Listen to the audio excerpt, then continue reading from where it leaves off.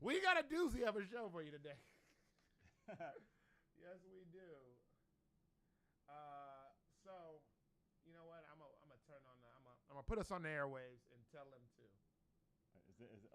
We are on the airwaves. We are streaming live video. Oh, we're not on the radio yet. Oh, we on the radio. Oh, I can't hear myself. You can't hear yourself? Probably because your headphones are down for some reason. Can you hear yourself now? No. Because I can hear myself. All right. You can hear it? Yes. All right, ladies and gentlemen, people, boys and girls of all ages, and as well as you others.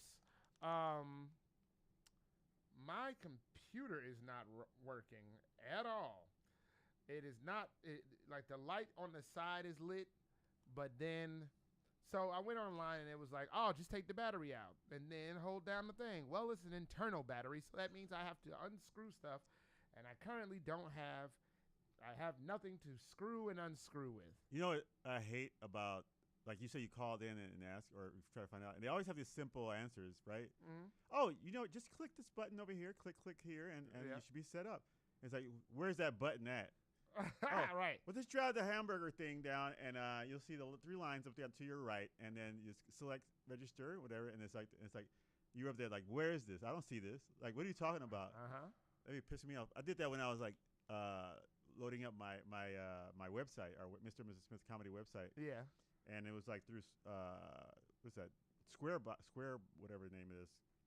And they was like, oh, it's really easy. All you do is set up your website. It's click here, select which one you want, click here, click. And I'm like, dude, it took me like a month to like set up that stupid thing. Frustrated. A month. And I was about to throw the computer against the wall and stuff. I'm like getting pissed and then they had little videos. Oh yeah, and they show the same, like kind of repeat the same thing. Oh, just click here and click and drag, and all you gotta do is click, and there you go. He said, no, you gotta do is click. Yeah, like I click your face. click the sound of my Glock. Right, come up in your office. click. Where is it? Oh my God, I used to love our IT department at when I had a very nice job. The guy in our IT, I'm not gonna say his name, and there was him and a young lady. But anytime we ever had a problem, they always had the same thing where it's like, well, hit restart. Oh, yeah. But why do you think I hit restart? Right. Because y'all usually don't hit restart. Well, I did today. Yeah, there's a it's like a British show, and it's about like these guys who IT and they're like in the basement, and then the running gag of the show is like every day they get a call and did you hit the reset button? And they're like, oh. All right, and it hangs up. Like everything is like hit the reset button. Yeah, yeah, no, man. It's just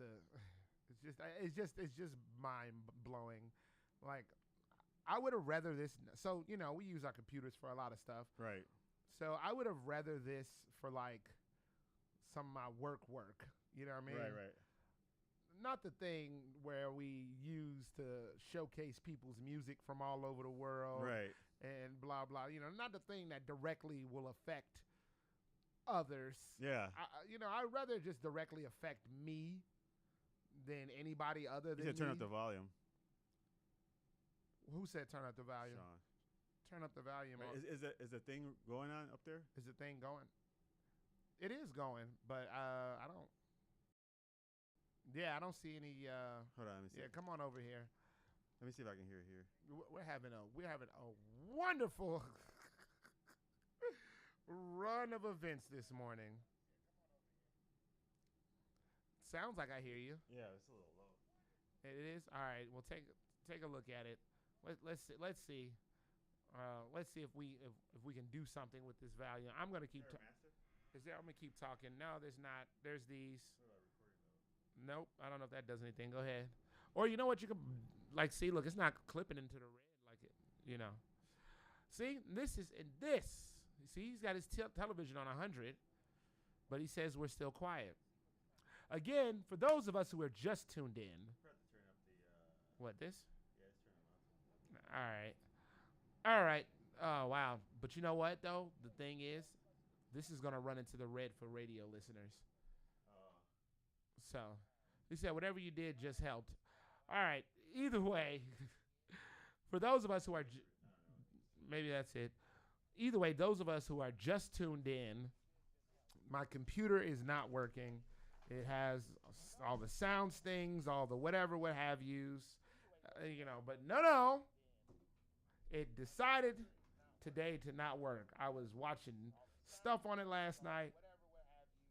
Okay. I was watching stuff on it last night, minding my own damn business, just fine. And then Say came over and I turned it off. And then I came back to it just like I do any other day when I'm messing with this computer. And sure enough, today it is not working. This morning, it is not working. So maybe a little more. There's nothing we can do because if I turn up the board here, the people that listen, it's gonna clip. It's gonna go. Yeah. And it's already going in the red. The computer's already up to the top, right? What this computer? Like the OBS. I don't know. You could take a look. Yeah, I think I did, but I think it's already. Let me see. Yeah, go ahead. Let's keep this level of professionalism up. Let's just keep this level of professionalism going. We already. Oh, you know what? That's not even. What? So let's see. He's gonna. Yeah, it's on M4. Oh, that. Yeah. There's nothing we can do. Sorry, Sean. Yeah. So we are going to go through our regular run of things, but we have decided that we're probably going to go into the ins and outs, and that's probably going to be a longer thing today than what it normally is. So why is it that one thing goes wrong and everything else goes wrong? Now the volume's messed up.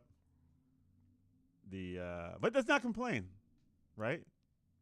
I'm not. Nobody cares about complaining. I'm not about to complain about anything. You guys nobody paid anything, but some good money because we do good broadcasting. So let's go right into it. All right, bump it. Let's try to see how this works. Yeah. Beloved gang, baby. It's 11 something on a Thursday. That means it's time for you to get your little ass electrocuted in these bad waves. Shock waves. Now let's go around the room and see what we got in the building. We got Ramon, the Savage Slayer Smith, a.k.a. Don't Stop Moaning. Come on. I say yeah. Yeah. Yeah. Cause you make me feel my homie moan. Come on. My homie moan. Come on. My homie moan. And I feel alright. I say yeah. Woo. Okay. Take it easy. Okay. And the main reason we even have an intro for you like that is you know I love you moaning, moaning. You know I love you moaning, moaning. You know I love you moaning, moaning. Yoo-hoo. That sounded pretty good. Oh my goodness. It's almost like we've been doing it over and over. All right, let's keep it going. My name is Warren Phoenix Johnson, but the correct pronunciation of my name is the big bad Warren Phoenix Johnson. You guys like that? You like this guy? The Asiatic black man, backhandling business. And speaking of some of this business, let me tell you how it's going down today. We're going to roll into our news segment, a little segment we like to call You May Have. Because you may have heard of it and you may have not. Then we're going to roll into the Hakaman Hookup, where we salute essential workers giving us our essential needs. And then we're going to roll into the ins and outs, relationship advice, where we crack open a novel of one of our love lives and realize that without the laptop, we can still get it popping. Wait, let me adjust my... I made sure to turn the camera over just for you to do that at that time. And then we probably will get into Ayo What Man. That is, unless Sean Chantel sends in something crazy to ask us in the chat. If you are watching or if you're listening, today is probably one of the best days to watch because we're going to need all the audience engagement as ever. And I almost don't, I was, you were about to put up the playlist, and it was no need to put up the playlist. No, but in the same token, it's one of those situations where I don't even want to say what we're going to play. Right. Because you're not going to hear it, no, so what's the point? We'll play it next week. Yeah, we'll play it next week. Assuming there is a next week. Assuming there's a next week. With that being said, Ramon, tell us about that week, Daddy. Oh man, what a week! I went to Curacao vacation. That's why we went here last week. Wait, you went to Akira Kurosawa? Curacao, baby. Akira Kurosawa? No, what? Curacao. What's that? It's so it's an island off the coast of Venezuela. Oh wow. And so it's a Dutch island. It's called the ABC Islands. It's Curacao, Aruba, and Bonaire, I think is the other one. And so it's really nice, man. I'd never been there. Never heard. I mean, I heard about it before because it's blue Curacao, that drink. So that's what they make it. That's what they make blue Curaçaos from. So they have like a distillery down there. They got oil, a lot of tourism stuff. It was really nice. We were on a resort on the beach, so like I just like snorkeled every day. There's like a reef off the beach. Snorkeled every day. Got to hang out with the school of fish. Plenty of margaritas. It was cool. It was really cool, man. I went for a hike like up a mountain. It's like the guide said it was like, if you're good, it's 20 minutes to get up to the top. Okay. If you're average, it takes you like maybe about an hour. And I'm like, well, I'm good. Dude, it was so hot and humid that it was like cutting, like you had to like do like this to get through the air. For those of you on the radio, I had to like if I was swimming, but through the air because it was so thick and humid. And then I got so I'm a little bit afraid of heights. If somebody didn't know that. I didn't know that. And so I was with a group and they were kind of slow, so I kept going. And I'm like, hey guys, come on. They were like, oh man, I can't. And Leia, she got asthma, so she's like, I can't breathe. And everybody's like falling behind. I'm like, hey guys, in through the nose, out through the mouth. You step up on a rock because it wasn't even like a trail. It was like a trail, but it was like inclined the whole time. And then you have to grab on rocks and like climb up rocks. And so I'm like, when you go up, exhale, breathe in before you do it. Exhale. I'm like telling them all these things. They got left behind. Oh, you left your wife? I left everybody behind. Got it. And then so I go all the way up, but I get to like almost the top. But then when you get almost to the top, you're like climbing up rocks, like literally, and there's like a precipice down. So that's when my fear of heights started kicking in because I'm by myself, and so your mind starts thinking, so what if I just slip? What if you like? Did you really think that? Hell yeah! Oh my god! Well, you set yourself up for failure. Exactly. That's what I'm saying. So I'm like sitting there, and then I turned around. I'm sitting there. I was like, I'm not going up. I said, I'm gonna sit here. So I sat down for a second, and then I was like, I was about to go back down, and then one of the girls that went with us, she caught up with the guide, and they're like, where are you going? I was like, I can't go no more. I said, my mind's playing tricks on me. and then it's like, no, come on. And so I was like, all right. So then I basically looked to the ground. Like I didn't look around. I just kept looking where I was grabbing and climbing up. And then I finally got to the top, and it was beautiful, man. There we go. Yeah, it was.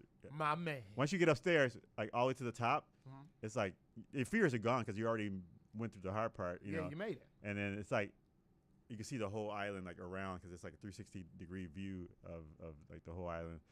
It was pretty cool. And then coming down it didn't suck, but it was probably worse than going up because now you gotta climb down. But it wasn't. It was now that I came over that fear, then it was easier to like. I wasn't thinking about falling or anything like that. Now I was like running down. So you ran down? Part of it, yeah. Did Leia ever catch up to you? Yeah. She finally caught up. She caught up. Her and she was like a couple and a friend of ours, and so I went up with the woman. And then the guy finally caught up, and then Leia caught up, and then the other girl, she got like halfway. She was giving up like immediately, dude. We got out of the van. She's like, I can't do this. I'm like, you haven't even got out of the van yet. Not literally, but almost. I had a student who did that, who gave up at break time. She came late, and then there was an exercise, and it was like a single person exercise. Yeah. And so I would give notes after you did the exercise, and so she watched a bunch of people go through the exercise, and she ended up, we'll say, not understanding how to do the exercise. Right. And so I gave her a couple of notes and had her run it again, and she did the same thing again, and then at break, I watched her walk away from the building, and I was like, "She not leaving," and she got further and further and further. And then we came back. I was like, "Hey, anybody ever see so and so?" They was like, "Oh, I think she gone." Oh man. Man, but that's the thing, though, man, about sometimes in classes, and you can attest to this, like these teachers, and I'm not saying that's what all the teachers are doing, blah, blah, blah. Right. But, like, especially now, they're not going to tell you that you're doing it wrong. Right. You know, out of fear, especially in theater land, you know, where everybody's softer than wet tissue, like, you know, myself included. But, like, they're not going to tell you, like, oh, okay, maybe you made a mistake. You should do it over. Right. You know what I mean? Like, they're just like, hey, you know what? You did that differently than the way I expected. Right. But, like, dude, if I'm paying to be better at this nonsense, you better tell me. Tell me I did it wrong. 2 + 2 is not potatoes. Right. Like you got. So now I'm going to go do my geometry based on the foundation that 2 + 2 is potatoes. Right. No, well, your teacher didn't tell you it wasn't potatoes. So just like in theater, like in real regular school, in this particular school, I need you to tell me. I need right, to it's be, wrong. Yeah. They're like, good. Yeah. That was great. But let's try it. Like, no, tell me, like, you know what? That sucked. Why do you think that character would have said that? Why do you think, you know, why? Like, seriously, think about it. And then you're like, oh, okay, maybe you're not. I mean, you ain't got to be rude about it, but you can still say, now, why would you make that decision? Right, and rest in peace to Michael Laird, because he gave me one of my favorite notes. He was coaching our team, and he was like, "Stop, man, this scene's whack." and me and Jeff Murdoch was standing there like, "Oh, word, word, this scene whack, Michael." And he's like, "Man, whack." Right. Why you think this is whack? But then they told you, right? Well, we figured it out, and he Okay. was like, "See, now run it over, run something different." And then we shook that off, Yeah. and did what we were supposed to do. Yeah. You know, especially for at IO Chicago, you know, a grounded relationship based scene. Yeah. You know what I mean? Like as opposed to being, hey, look at me, Aruga. Yeah. You know what I mean? But no, I didn't tell you what I did this weekend. Okay, what'd you do? You know, I didn't climb any mountains, but we moved my sister into her college dorm. Oh, nice. And that was Where's she going? I'm not putting her business in the street. Oh. She's going to college. But she's going to a university. She's in a university. Okay. And I got to hang out there. I got to use their gym, like their rec facility. Oh, wow. Oh, my God. Yeah. My normal, like, 3.5 hour workout, I threw an extra hour on there. Just nice. Just because it was beautiful, man. That place was beautiful. Also, like, just the campus was gorgeous. I got to go to, like, one of their welcoming things. It's on my Instagram. Like a dance or something like that? It wasn't like a dance, but like pep rally thing that they were doing, moving all over the campus. I got to go to, like, one of them. Right. Like, there's a bunch of people walking past. I was like, where you guys going? It was like a mass exodus this way. And then I joined it. And I saw the, like, biggest Cupid shuffle I've ever seen in my life. And also, like, I tried my best. I tried my best not to respond to some of the young ladies saying stuff. It was a girl in one of these lines who was just like, because she was saying some funny stuff. So I was just sitting there snickering. And then the girl was like, "Hey, girl, I think he think you funny." And the girl's like, "You think I'm funny?" And I was like, "Yes, you are. Hilarious. Excuse me." No, my brother. Not me. Right. You're not going to get me. Sean Chantel says in the chat, shout out to shout out to teachers like Rachel Mason, Craig Euler, Susan Messing, Michael Pieper. Man, you could throw Joe Bill in there. Yeah. You could throw Pat O'Brien in there. Pat O'Brien, yeah. Who else did I have? Susan Messing. What's that other girl's name that she went to L.A.? How you going to say that about people actors? What's the other person name that went to L.A.? She used to teach Holly from I.O. Holly Goodhart? Yeah, Holly Goodhart. From the Goodharts? Is that who she from? Holly Goodhart. Oh, are you talking about Holly Laurent? Holly Laurent From The Reckoning. Shout out to Holly Laurent for sure. I took her class one time. She was good. I imagine. I think she subbed for me one time. It was actually super dope. Yeah. Super dope. Shout out to anyone who is listening. Yeah, we got some watchers on YouTube. So, but I mean, she definitely shout out to the watchers and the listeners. But the listeners, because like the listeners are like, I'm going to assume these are people who listen for the music. Right. Well, during your work day, you know what I mean? Well, yeah. Yeah. But today we're gonna be talking. We're going to be talking a lot. Super podcast Super podcast time. And the saddest part is, if this computer actually turns on, I'm not even going to, because we've already exasperated a decent amount of time. So, like, I wouldn't even be able to play the music that I want to play. Wow, this is crazy. It's not turning on. The light is on the side. Man, that is gut-wrenching and heartbreaking. Yeah. And I'm not about to express my pain on this public forum. Yeah, let's give them like when these bands, they were up and coming, and the legends said, back in the day, like these guys were like playing a bar of 4 people and they were giving you a show like it was like a sold out arena. So hey, we don't have music, but we're gonna give you a show like it's a sold out arena, right? Like we're not gonna complain about.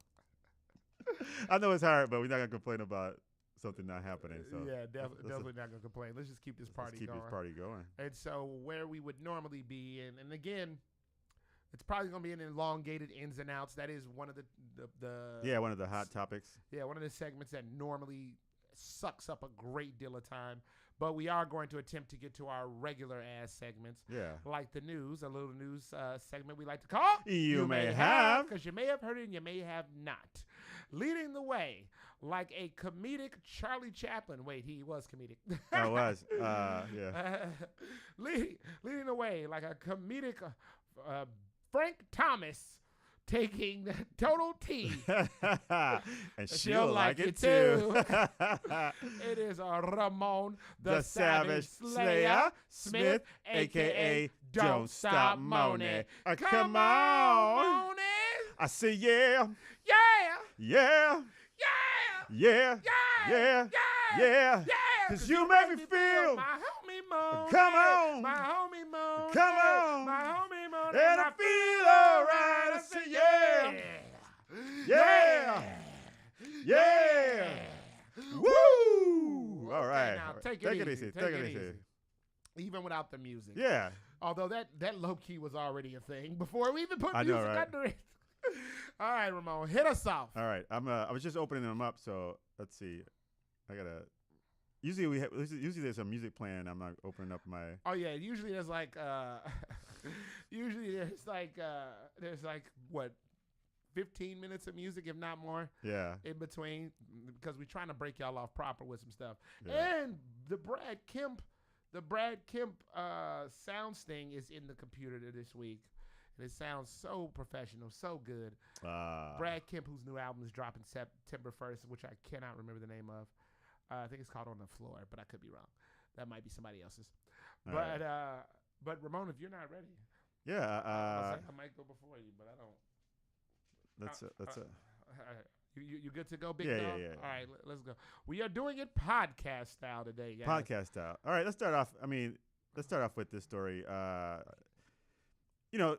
You go to you're a young woman, right? And I'm not saying you are, but I'll like, say yes, I am. Like a young woman. Don't deny me that. Sometimes they're by themselves and they go places, and sometimes guys take notice of them and they hit up on them, and sometimes they don't want to be bothered, which is fine, but this happened to this young lady. She went into a Starbucks, and she was alone, young lady, and the workers noticed that this guy was way older than she was, started talking to her. Okay. And, he started, I guess he was trying to rap to her or whatever. I don't know what he was talking about because they don't say. And so the Starbucks people, being nosy bodies, I guess nosy bodies or looking out for people, right? Uh-huh. They took a latte that was left over from somebody, and they wrote a little note on the latte. And they said, what does it say? Let's see what it says. It says, if you are in trouble, says if you're in trouble or something like that. This computer's moving so slow. If you're in trouble and this guy's bothering you and you feel uncomfortable, just open up the top and take a sip. Okay. So I guess it's like like blink if you're in trouble or something like that. To which she thought it was flattering, and she's like, thank you to the Starbucks people, but she was not in trouble. She actually said, hey, I was trying to get paid. No, I'm just kidding. Oh. My pimp's gonna be pissed off. Hey man, start up at OnlyFans. Right, ruin my nah. But this I think was a nice thing, right? Like they were kind of like looking out for her. Like, then they basically like gave her the coffee or the thing with the note on it, and they stood there and kind of watched and see what she would say. But she never did open up the cup. And then once the guy left, she went up to them and said, "Hey, I was fine, but thank you so much for looking out." I don't know why I thought that was funny. I thought it was funny. She was like, "I just ruined my." This is my professor. Yeah, yeah, right. Like you don't know who that guy is. I'm getting tutored right now. I'm just getting tutored, and you like thinking, whatever. All right, let's keep it moving. So one of the things that you open up a new business and you want to attract people to come out to this business, right? Yes. And usually a lot of business, they come up with gimmicks in grand opening. They'll bring in a celebrity. They'll do like have a clown there or whatever it is.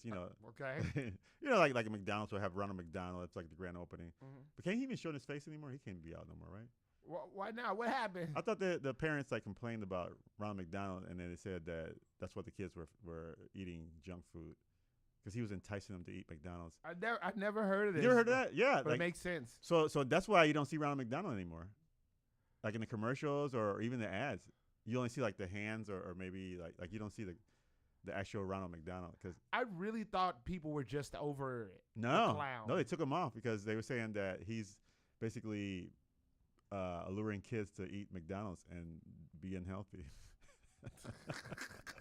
Like your parents can't tell you, hey, look, maybe once a week, this clown, man, this clown has power over me.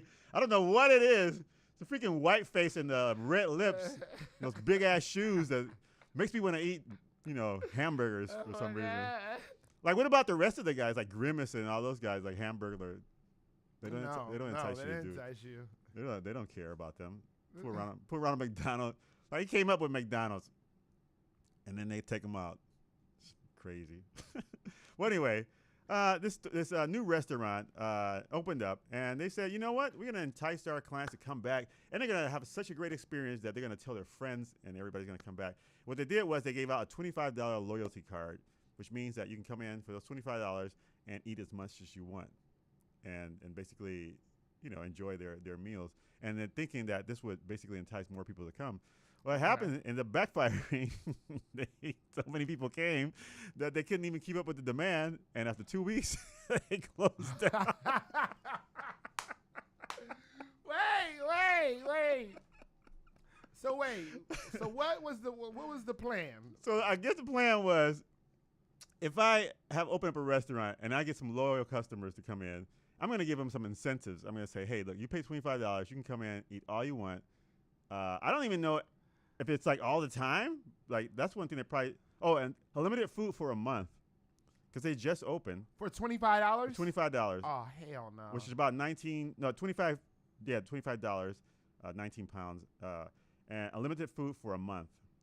And then the restaurant was like a Chinese restaurant, so they specialize in hot pocket food. Hot pot food. So like where you like put stuff in the hot pot and like cook it while you're sitting at the table. So. And that's expensive. I don't know if you've ever been to one of these hot pot places. Like you pick up the food from like you go in this like kind of like cafeteria thing, and you pick whatever you want, and it says like chicken skewer, $2, whatever. Yeah. Meatballs. Okay. $3. Yeah. So then you just pick up so when you cook everything, they come at the end and they count the skewers, and then they tell you how much you owe. So if you hungry, they're going picking stuff, and at the end they counting like 300 skewers. You're gonna be out of luck. But for $25. So $25 for a month, all you can eat. And so they thought that this was gonna basically say like, hey, if I come in and eat and I try everything, then I can say, hey man, that restaurant's really good. You should go eat this restaurant. It's new. I guess thought they was gonna draw people to come in, but the same people that the same people kept coming in. Kept coming in. I'm not telling anybody about this secret. Yeah, and then basically ran out of food, and then they had to close the restaurant down in 2 weeks, man. 2 weeks.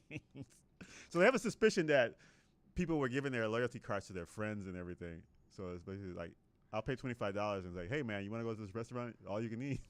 Just use my card. And you could have easily be like, hey, look, this card is worth $25. Yeah. Hit me off with 10. Hit me off with 10. All you can eat. And then just give it back to me when you're done, and then I go to somebody else. I go to somebody else, get him 10, give it to him for the 10. So you could run through like low key. If you did this like almost every day. I mean, you can do it like not even every day. You can do like 3 times a day, depending how what time. Let's say the restaurant opens up at 10, and it closes at 9. And you sell this ticket. You sell this card for $10. You get 3 hours. All right. Per person. Per person. So what? So that first week, right? You looking at what, 150? Man. Off your $10 investment? Like $30 a day? Yeah. Come on, man. Dude. Come on, man. I would have, and everybody was probably doing this. So they probably like grouped up and opened up a restaurant. They bought the restaurant. Oh my God. So a little backfired. I think that, I mean, it's a cool idea, but I think that's a little risky. Like you can't, I think it's definitely risky. I think it's also stupid. So they had more than 500 customers a day. Oh my God! They was killing them. They was killing them. They was hitting them off, big dog. Man. So, oh man, keep this party going. All right, let's keep it going. Let's see what we got. Oh, so we have habits, right? Some certain habits or things we do that maybe we don't think they're a big of a deal, but to other people it might be a big of a deal, Well, this mom was called disgusting by her husband after, in a conversation, she basically casually said when she takes showers and she has to go to the bathroom, she just wheezes in the tower while she's taking the shower. I hear a lot of people do that. I don't do that. I think I do think that's disgusting, but like I hear people do that. So I gotta confess, I've done it. I know you have. And it's you look like the type. Like I would pee in the shower. I have done it because sometimes like you get it, and this is what she said. She's like, well, sometimes I get in the shower, I gotta use the bathroom. I'm not gonna like get out and dry myself off or get all wet on the toilet and then use the bathroom and then get back in or whatever it is, And sometimes I'm like, hey, when we're in Rome, but then she had when you're in Rome, so the shower is Rome. No, but I mean, but then that saying doesn't even apply to this. No, but it does like she had a point. She's like, it's just water, it's just like your waste. It's not like you're taking a deuce in those. That's disgusting, because that's like rotted old stuff. Like pee is usually like your body getting rid of stuff that you don't need liquid wise. So I'm not agreeing with you in this nasty ass woman, but I am saying if I was in a desert and I was thirsty and starving, I would drink my pee over eating my poo. Right. No, you wouldn't be able to eat your poo. You'd probably like be worse off. But but yeah, like so imagine that. So if you can drink your pee, then what's the difference of it going down the shower when you're in the shower? It's not much. And it's going down the shower. It's not like you like peeing on yourself and like lathering up with it. Lathering. Sprinkle in the face. Makes me younger. So I don't know. If you're in the chat and you're watching or you're listening, well, if you're watching on YouTube, say something. Hey, Sean said, I bet you justify peeing in the pool too, don't you, Ramon? Actually, no, I don't pee in the pool, but I do pee in the ocean. And so here's the thing: when we were on vacation in Curacao, oh God, I didn't pee in the pool. This is why they don't let y'all come to their country. I know, right? So when they so hey, I was snorkeling and the fish were pooing. I could see that poo. So that's probably even worse. That's their home, Ramon. Right. So they're pooing in their home. Yeah. Not even a toilet. They're not even going like far off. They're just pooing in each other's faces. You can't compare us to fish. I don't know. Well, no, because like, if I would compare to fish, I mean, I just poo in the living room or just pee on the floor without even going to the bathroom. Like they were like swimming and right out in front of everybody. I'm thinking like, hey, me peeing in the ocean is not as bad as a fish. And then and then thing is like other fish are breathing that in. Yeah. Okay. What do you say? So this was your story that this man said that she was disgusting. Yeah, she said she was. I don't think she's disgusting. I mean, I think it's probably not something you should do all the time. But I'm like, if you have to pee and then you're in the shower, you might as well go. You would never go. Fifth. I plead the fifth. You probably have gone. 1, 2, fifth. Yeah, like in the ocean. So that was a story in the ocean. I was basically, I would say, oh, I gotta use the bathroom, but and I had justified. Curacao, they charge you for almost everything. So I was going to go to the bathroom, and the guy's like, oh, it's one ang, whatever. How much is that American? How much is one ang? Well, I didn't have an ang, so I only had $1, so I gotta give $1 to go pee. And I'm like, there's an ocean right there. I'm back in the water. And I did it like I did like 3 times because I was like, not the same day, but like different beaches. I was spreading the love, leaving my mark in Curacao, baby. It's there. Oh my God. So yeah, so I would go. I was like, where's the bathroom? It's like right there, and it's like one ang. I'm like, hell no. And but the only time I did pay for it was we were swimming with turtles, like the sea turtles. And then I was like, all right, I can't do that because it was like a lot of people, and I was like, I don't want to do that here. So I just got out and went to the bathroom and paid $1 to a lady who was sitting beside the bathroom with her baby. And I don't even know if that's a lady that worked there. Got it. She was just sitting there, and I was like, is it $1? She's like, yes. And I gave it to her. So she's probably like racking up dollars. Like, I don't even work here. So anyway, I would pee. I don't think she's disgusting. All right, keep it going. Let's keep it going. Let's see what we got. Oh, here we go. This is good. A millionaire has a party for him and his fiance, or basically fiance to be. The reason of the party was to announce that they were going to get engaged, and before the party, the 64-year-old millionaire Massimo Segre found out some things. And so he had like a DJ and speakers and other people were invited. This millionaires, rich and famous people hanging out together, mingling in Italy. And so basically he's about to make an announcement of saying, we're about to get engaged. But prior to that, he found out some things and basically stood up there to read. And so his letter says, I want to give Christina the freedom to love, specifically to love another person, a notable lawyer who she clearly cares about more than me. Dear Christina, I know how much you are in love with him mentally and sexually. And I know that before you and I had a relationship with I know that before him, you had a relationship with an industrialist acquaintance. Don't think it pleases me to look like a cookart. Like, what is a cuckold? Yeah, you know what that is. A cuckold in front of you all. Who's a cuckold? We said that before, right? Yeah, it's a guy that likes seeing his woman. Oh yeah, like be with somebody else. Yeah. Because remember, we were talking about like if it was a book, it'd be Tom. I saw her. The Adventures of Cuckleberry Finn. And Tom saw her. Yeah, so the main character is Tom saw her. Yeah, so basically he said that in front of everybody.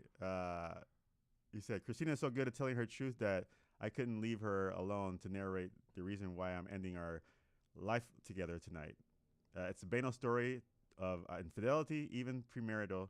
I'm so disappointed, and I'm heartbroken. So wait, she was busting down? Yeah. Wow, with him? Yeah. Oh, wow. Yeah, so she was busting down with somebody else while she was with him. She said, basically, we can still be friends because I guess they had a professional collaboration with something. And he says, after you return from Mykonos with your lover. So I guess he found out that she was actually going to travel. Oh, she about to leave with him? Yeah, like like pretend like, oh, I'm going on a business trip, and then I'll be back. So he knew that. So he's like, when you come back from Mykonos, we can continue being partners, but our life together is done. And so, and this is how G he is. He's like, I know you guys are here. So, because everybody was like, he's announcing it on the speaker in front of everybody. And so everybody was like shocked and everybody's quiet. He's like, but yeah, this happened, but hey, let's keep I don't normally do this. Like, let's keep the party going. Nice. Let's keep the party going. So I guess after a while, people started partying again. And I think she left. She said that if he knew this, why didn't he tell her before? Like, why did he wait for the party to say this in front of everybody? And she basically says it's meticulously planned revenge, and she's going to try to sue him, which she says he basically traumatized her. Sue him for what? For trauma? For defaming her in front of everybody. That's not defaming. Right, it's something you did. Like, I think regardless, like, that's what I hate about things now. Like, people, you do something, because he said he intentionally humiliated her. Now, how much of a humiliation would have been for me to actually marry you and then find out you're cheating on me, and then everybody's going to find out anyway? Wait, but I'm saying, like, he's not being humiliated. He's not right, exactly. Like, now, while he's doing this, but he's being humiliated, but he's jumping up in front of it to like spin it, which is good, because it's like basically, hey, look, I just got screwed on, but hey, I'm gonna let y'all know that this type of person she is. But I'm gonna take the. I mean, I'm not taking even like the bigger, whatever. But I'm still telling everybody. Well, see, and here's why I think he may have done it like this. It's because if they would have just had their conversation between them, she could go out and say anything. Yeah. After that, you know what I mean? Technically, would have been. And also, he's a millionaire. He does have a reputation. Yeah, because she would have been like, it would have been a different spin on the story. Like, she would have been like, oh yeah, whatever. This guy sucked, and I didn't want to. I had ended up with him because, or even we just had irreconcilable differences. Yeah, we just didn't see eye to eye on blah blah blah. Not that I was busting it wide and right on the low, because I'm assuming that when he came out with this, she probably was like, she couldn't say no. No, she couldn't say nothing. She was just basically quiet, and I think she left. She's so embarrassed. Oh, and to top it off, he found out later on that she was stealing from the business. She stole about 598 euros from the business. How much is that? Probably like 600,000. No, 650 maybe. Jesus. Lloyd said she could have went total Karen. She could have. She could have. And once again, let me give an update to those of us who are just tuning in. Yeah. Because we made this announcement at the top. My computer is not turning on. The light is on the side and is on, but nobody is home. No. So we are doing this unplugged. This Bad Waves unplugged today. Acoustic. This is the acoustic version. If that guitar was in tune, I'd probably play a song, but that would be tight. Yeah, it's not plugged, and the fix that I hear is rather involved. So we are unplugged today. We are not, no music, no sounds things, none of that. Yeah. So unfortunately you are going to hear, and I feel again like the people who listen to this might be the ones who get hurt the most out of this. Yeah, if they were listening for that music, yeah. Yeah, because it's like, you're at work and you're listening to music. And then you get some of this nonsense interjected. Yeah. Well, it's going to be all nonsense today. Yeah. Oh, yeah. So feel free to turn it up louder, get to know us better. But I think by this point you already know what we're about. Ramon, keep the party going. All right. So speaking about cheating again, a guy basically got cheated on. He found this out, and he basically came up with a petty revenge. And I think so. This is kind of like the other guy was like a G telling people in front of everybody, like, hey, man, this girl cheated on me. I think this guy kind of like was like I got back at her. Yeah, a little bumble creeper. Yeah, a little bumble creeper. But it was so stupid. So here's the thing. His wife, when they got married, had this basically strange name, and it was hard for her to get an email domain, and so basically when she got married and she took his name, it was easier for her to get a domain where people can remember it. Like sometimes you have a weird name. Yeah. They've had problems spelling it, or Yeah. his emails get misdirected. So when she had his name, she got a really cool email, and basically, when they broke up, she ended up cheating on him, and filed for divorce. She didn't want to go back to her regular name, but with the guy she was cheating on, he had a good name, and so she was gonna take his name. So he found out the guy's name and her name, and he sneakily he opened up an email account with their names, so she won't be able to use that email account. Look at you, cracking yourself up, huh? I mean, 'cause it's so stupid. It's like like I'm gonna get revenge on her, and then like moves the picture frame sideways.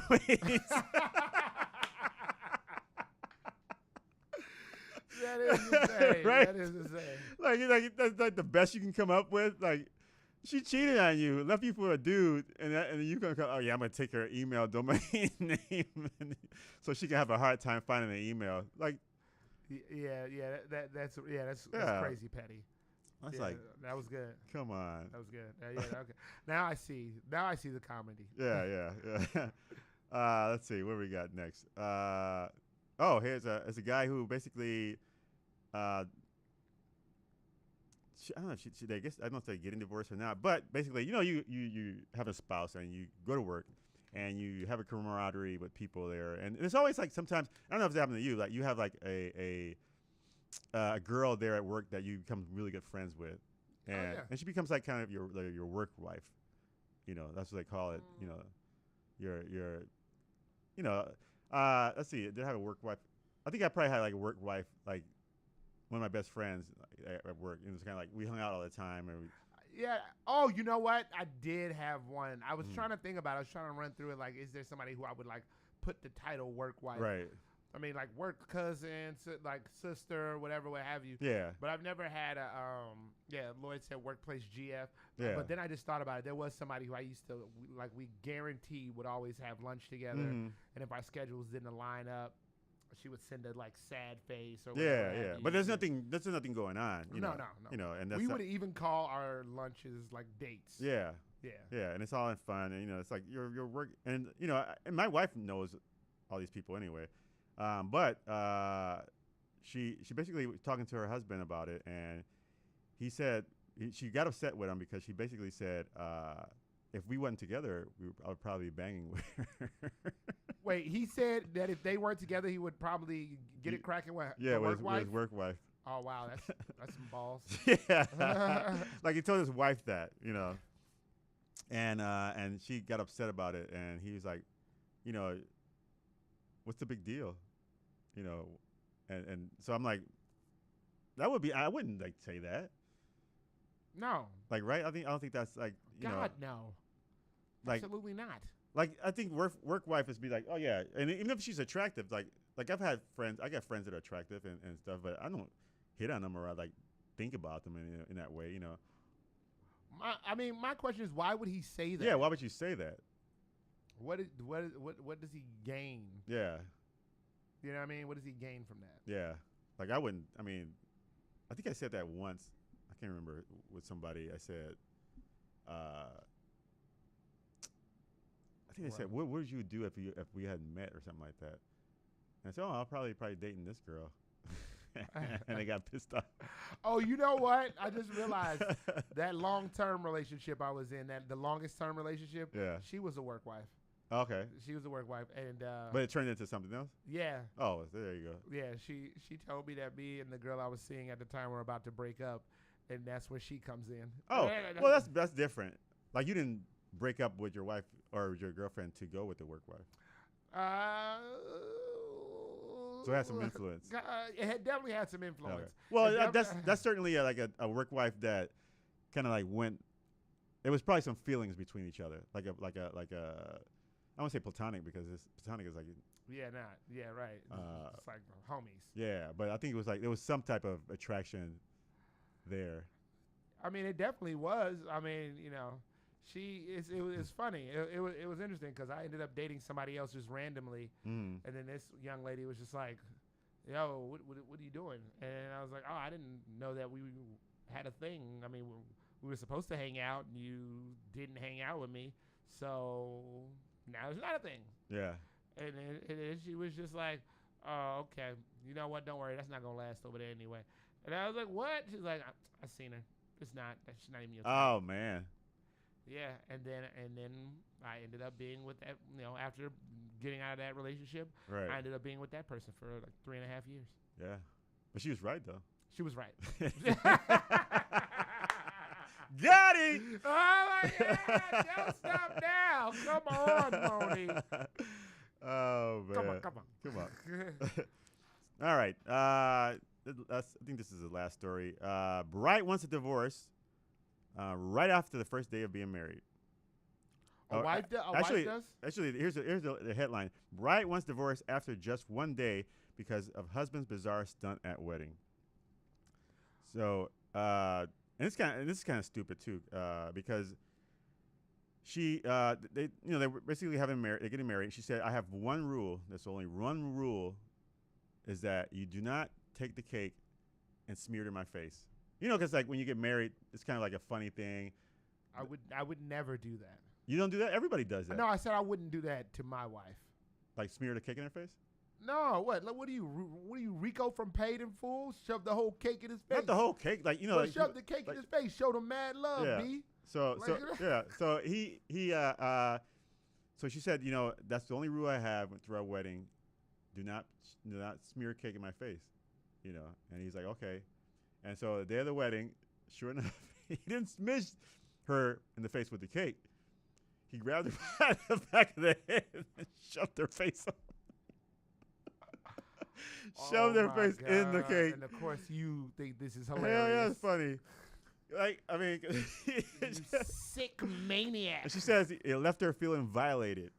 Now, I think that's a little too harsh.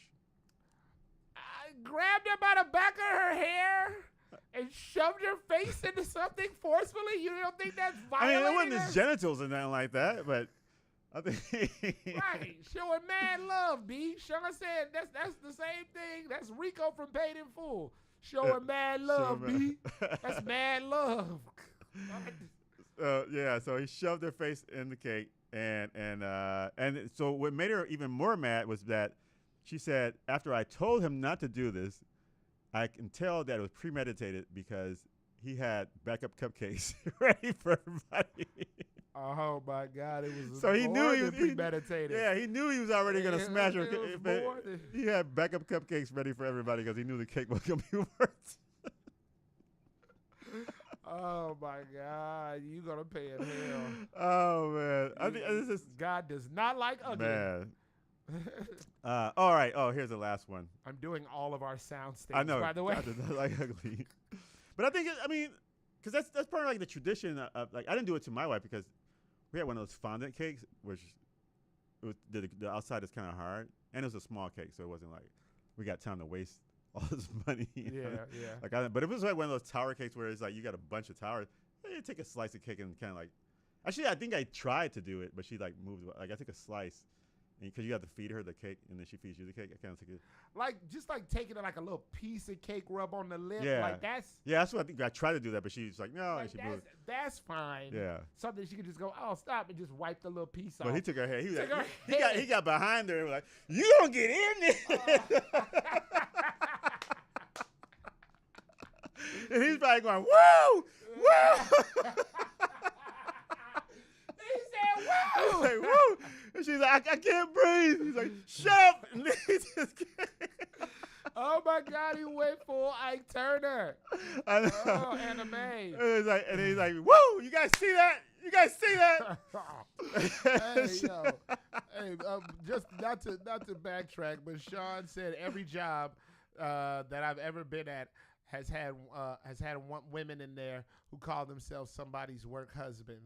And all of them had a real boyfriends or husbands outside of work. Yeah, I think that's a really common thing. Maybe I just wasn't somebody who was. Yeah, I think you took it a step further. Oh, that. Yeah, I did take a step yeah. But I'm saying like before. Yeah. Because most jobs I've had, I've never had a like somebody I would call a work wife. You know what? When I was bartending, I didn't have that, but when I started working, you had work concubines. I had work concubines. Hey yo! When I started working in the office, then you start talking to somebody and you become like good friends. Like I got a work wife. I guess she's like a work wife. We were like good friends. She wasn't even attractive, you know. And not to say that I wasn't. Well, I wasn't. I'm not gonna say she wasn't attractive. I wasn't attracted to her. Let's put it that way. Don't you try to clean it up now, Mr. Clean. Hey, I gotta get in the hole once a week. Once a week. You get at least one. Yeah. A broadcast. So I wasn't attracted to her, and then we're still friends to this day, you know. But a lot of the other ones were attractive, and I think like growing up, I've always been like friends, like my lady friend. I've had a lot of lady friends, and they've all been attractive. And it's usually because I try to hit on them first and they turn me down. And it's like, all right, let's be friends. God. But anyway. Although I always have a thing where I say I don't have ugly friends. Like not even the guys are ugly. Yeah. Which I think is horrible to say. It really speaks to my level of shallow. Right.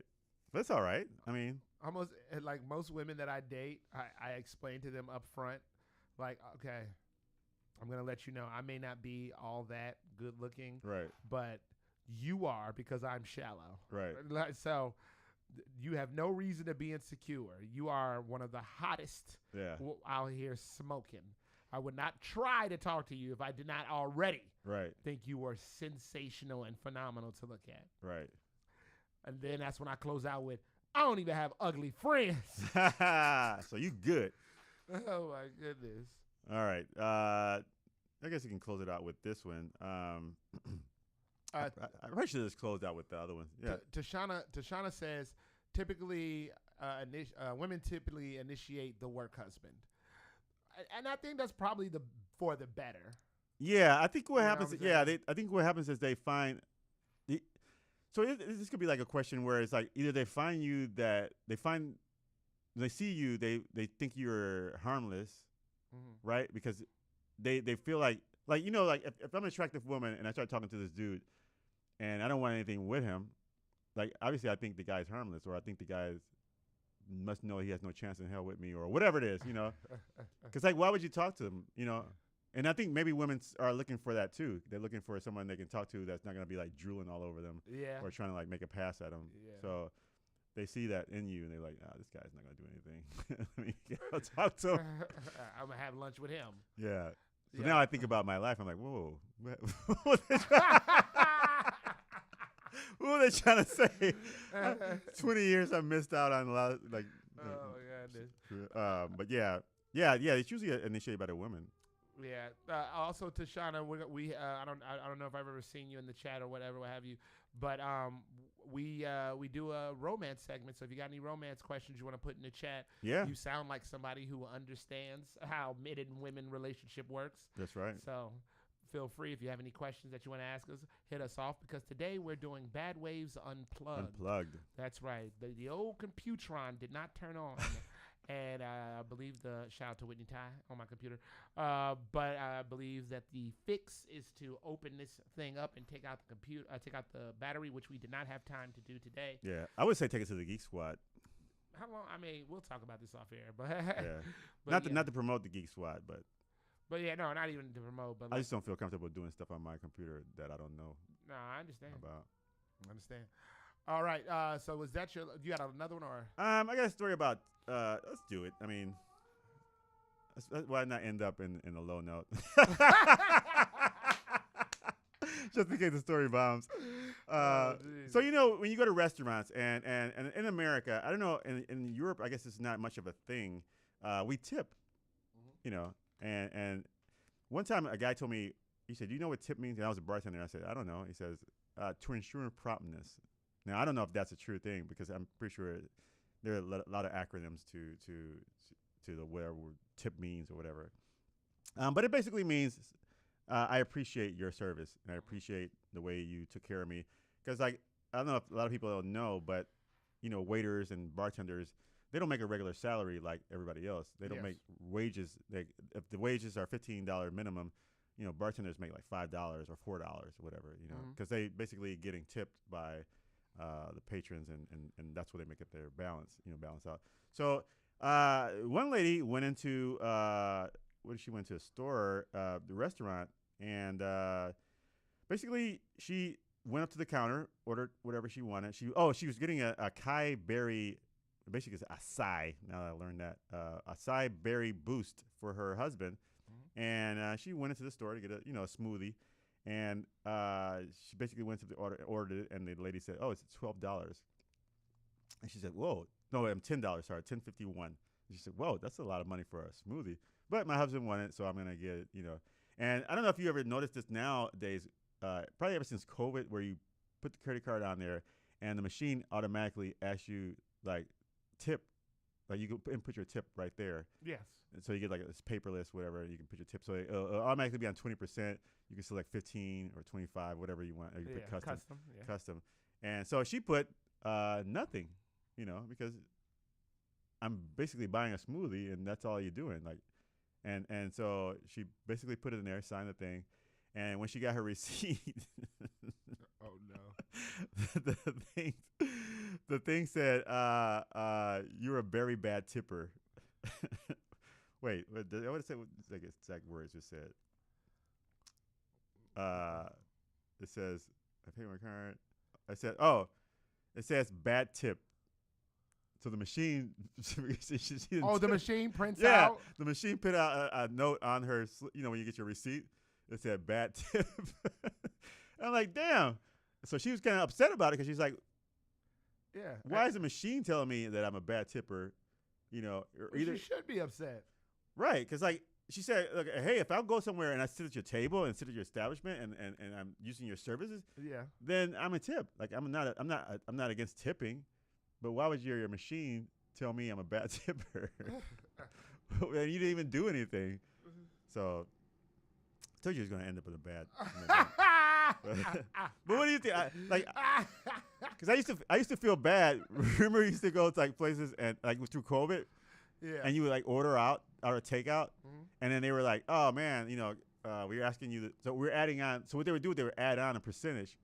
So if it's $10, they would add on like $1 or so, and it was basically saying, "Hey, to help out the employees that are working here, because they used to get tips, but now they don't because nobody comes in to sit and eat." So I was like, "That's fine," but then you start thinking like, "Well, you just bring me my food, so why would I tip you?" Like I feel bad not tipping, but then.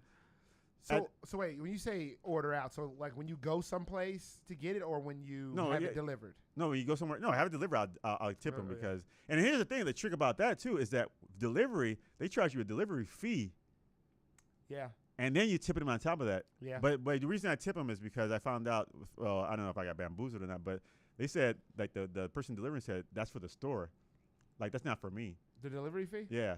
Like they don't even give that to the No, driver. they don't. And so they don't. That's why I was like, all right, I'll tip this guy because he basically I used to deliver pizzas, at Domino's. So and I think a lot of those things I used to do, so now I understand it. Like before I didn't really understand it, and then when I started delivering pizzas and I started bartending or waiter or whatever, I understood that, and then I started like tipping even more because I was like, man, we go through a lot, and sometimes people don't even tip.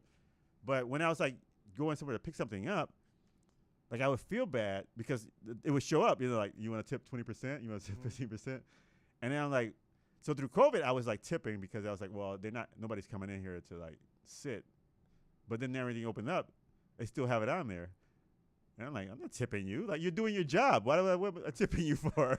So that's interesting. I was out at a dinner not too long ago where I had a similar thing happen where it already had the gratuity in it. Yeah. But to me, I didn't think it was enough. Okay. So when it came, dude was like, all right, by the way, don't worry about tipping. The gratuity's in it. Right. And so I looked at the bill and I looked at what they gave him. And I'm like, man, what the hell is this? Yeah. So I threw an extra like $6-7 on there. Right. I'm like, dude, come on, man. But the thing is, this particular restaurant I worked at one point. Okay. So like I already knew the culture. Yeah. And I already knew that people would like how important the tips were. Right. You know what I mean? So I was just like, oh, no, man, we got to. I mean, it was nice of him to be like, oh, don't tip. Yeah. But in the same token, I'm like. Yeah, I mean, you got to take care. Because I went to this place, and for some reason, So when you're and this is like before COVID. For some reason, well, not for some reason, when it's a party of 6, they automatically add the gratuity in there. So you don't have to tip at the end when it's more than 6 people, but you can if you want to. But it's already included. So when I went to this place, they included it, and I'm like, well, I said, well, why would you include it? There's only 2 of us. Oh, well, we do that here. We add this percentage in before, And I said, well, you should have said that at the beginning, but I'm like, why are you doing it? And so what I noticed was that the majority of the clientele were black. No. So I'm not saying anything. I'm not naming the establishment, but their idea was, well, these N-words ain't tipping, so I'm gonna put the money in there, right? And so I said, well, I'm sorry. I said, you're basically cheating yourself because I said, can you take that off? Because I said, I don't appreciate that you're putting, and we only a party of 2, and you're putting this automatically in there. He said, well, that's something we do here, and I can't take it off because that's, management, whatever says we have to do that. And I'm like, well, you're basically cheating yourself out of a tip because I would have gave you more. Bing bong. I was going to give her more, but the percentage that she put in there, I was like, well, and if you're going to be like this about it, then here, take that percentage and go along your way. God. All right, that'll do it for you, Ramon. Oh my God, you gonna have next time you go out to eat, you gonna have a side of ball hair, man, I tell you, side of nut hair with your meal. Sean said, I kind of feel like you should always tip as from paying it forward. Yeah, I like that idea too. I mean, and when people do like a really good service, I was like, oh hell yeah, that's you definitely got to break. But I tip anyway. But the only problem I have with tipping is like if I'm picking something up, like. Now, I used to work in carry out. I mean, it was, I'm not going to go into detail about, because it was more than just carry out. But, I would run carry out. Yeah. And so everybody loved when I worked because we always got tipped out good because it was an experience. Right. And you know me, I'm a fool. Yeah. So, like, when people came in, I would be clowning. Right. And so, like, you'll get your little whatever you got. And then they would like drop $10 cash. Oh, nice. They'll write 5, 7, 6. Like we would just bang, bang, yeah. bang, bang, bang. And then we started having like straight up regulars. So when they would call in, they'd be like, yo, is Warren there? Can Warren take my order? What's up, Warren? And they'd come in. And I remember somebody looking and like, I'm not put people business in the street, but they, it's one of the it's like the top level manager. Right. She came over and she was like, no, seriously, what do you be saying to these people? And I'm like, what are you talking about? They're like, nah, man, because I be looking over here, they just be dropping cash. Right. And I'm like, I don't know what people asking for you by name to get the takeout order. I was like, no, they've done that with other people before. She was like, nah, it be happening pretty often with you. Right. Or people call in and be like, oh, he ain't there? When he come in? All right, cool. I'll come in that day to get. I mean, but that's like you said. Like you give them an experience, and then it's like when I was bartending, people walk in. I'm like, oh, you want this? Immediately, I already knew. I see you walking in the door. Your drink. You sit down. Your drink is done. And that's the guys that would pay you like a ton of money at the end of the night. You're like, all right, I got you, cool. And then people are like, oh, this guy's all right. And that was always. And that's one of the things here's the thing, when you go to Curacao, like the island life. It's like slow down to like the negative umpteenth of whatever, man. Like I was like, hey, can I get a margarita? A margarita? Yeah. They're talking to their friends, grab a cup. And the music's going. They're talking. One guy was dancing. Get the ice. You want salt? Yeah. Throw the ice out. Salt around. Yeah, talking. They take it. Yeah. Dude, like 5 or 6 minutes for one margarita. And there's nobody else at the bar. Nobody else answers. And there's like 5 or 6 of them behind the bar talking. And I'm like, my God. Like, but you have to, like, I'm not going to like yell at them or anything like that. I'm like standing there like waiting. Like, man, like. My God. How could it take so long? Like, it came to the point where I was like, go to another bar. Like, I went to one bar. I was sitting there waiting. Like, even before you get your drink, like, you're sitting there waiting. And they're like talking. And I'm like, I'm like, well, it's gonna be like 5 minutes before they even address me, and then it's gonna be 5 minutes before they make the drink. So I was like, all right, I'll walk up. So I went to like another bar. It's the bar where you come in the hotel at the beginning. They're like a little more prompt. But yeah, I don't know why I was saying that, but I know why you complaining. oh yeah, you get complaining. We used to have a guy. It was this one dude that was like rich, and when he would order, and it didn't matter what he was ordering, it was always a $20 to $30 tip. Nice, always. And there was somebody who he used to go to, but he stopped going to this person. Ah, dang. Stopped asking for this person, and he was like, "Hey, warm us up. So and so's over there, right?" I was like, "Yeah." And he was like, "All right, don't tell her it's me. I want." Oh man. All right, Nice. all right. Let's keep this party going. Ladies and gentlemen, it's time for my part of the news. Now, this is very hard-hitting news, very provocative news, very critically disclaimed news. And I don't go to any news source. No. I don't go to MSNBC. Nope. I don't go to CNN. I don't go to ABCDEFG. I go to one place and one place only, and that's WorldStarHipHop.com. WorldStar. Let's wait. Oh, right. Get into it. Again, for those of us just tuning in, not knowing what's going on, we are doing Bad Waves Unplugged because I'm having technical difficulties with this computer, which I did not have enough time to fix because it was working just fine last night. So, Why should start working as soon as we get? dude, I swear, I keep like trying to press the button and it's just not. But the stuff is lit up on the side. I mean, gut-wrenching, heartbreaking stuff. All right. I mean, there's just so much stuff that I need out of this computer and to do. There's so much work. I got like a whole, like, there's even a possible, like, raise that I can get from all I have to do is fill out. And the thing is that this computer is logged into that account. Oh, man. So I got to go to the IT lady probably today and be like, can you get it on my phone? Yeah. All right, let's keep it going. A lady correctional officer was arrested for sleeping with a man who's currently a convict at her facility. Oh. Now, this woman takes her job really seriously because she definitely wanted him inmate.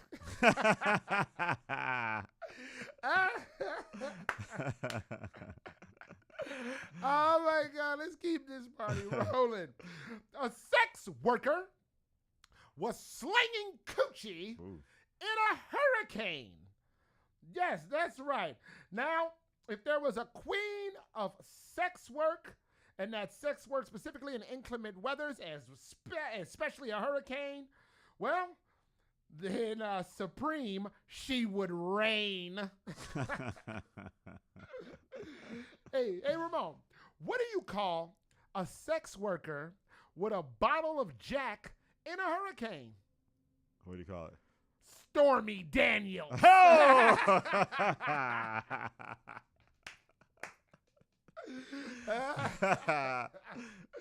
Oh, my God. Okay, let's keep it moving. Rapper Gunplay was arrested for gunplay. He aimed his gun at his wife and child. Now, I don't know if he was a good father, but he definitely didn't raise his gun right. Wait. What? He didn't raise his gun right? Because he's aiming the gun. What does it say? I feel like you should. Oh, no, that's already there. No, come on now. His name was Gunplay, and he aimed his gun at his wife and daughter. I don't know if he was a good father, but he definitely raised his gun right. Oh, definitely. I thought you said he didn't raise his gun right. No, he definitely raised his gun Oh, right. okay. That makes more sense. I thought you said he didn't raise his gun right. No. I was like, I said he didn't raise his gun right. you say he didn't? Yeah. Because I don't know if he was a good father. And he didn't, but I know he didn't raise his gun right because he was aiming his gun at his child.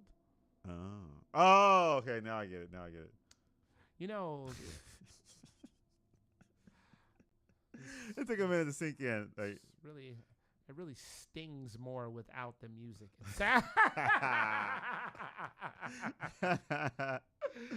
All right, closing out.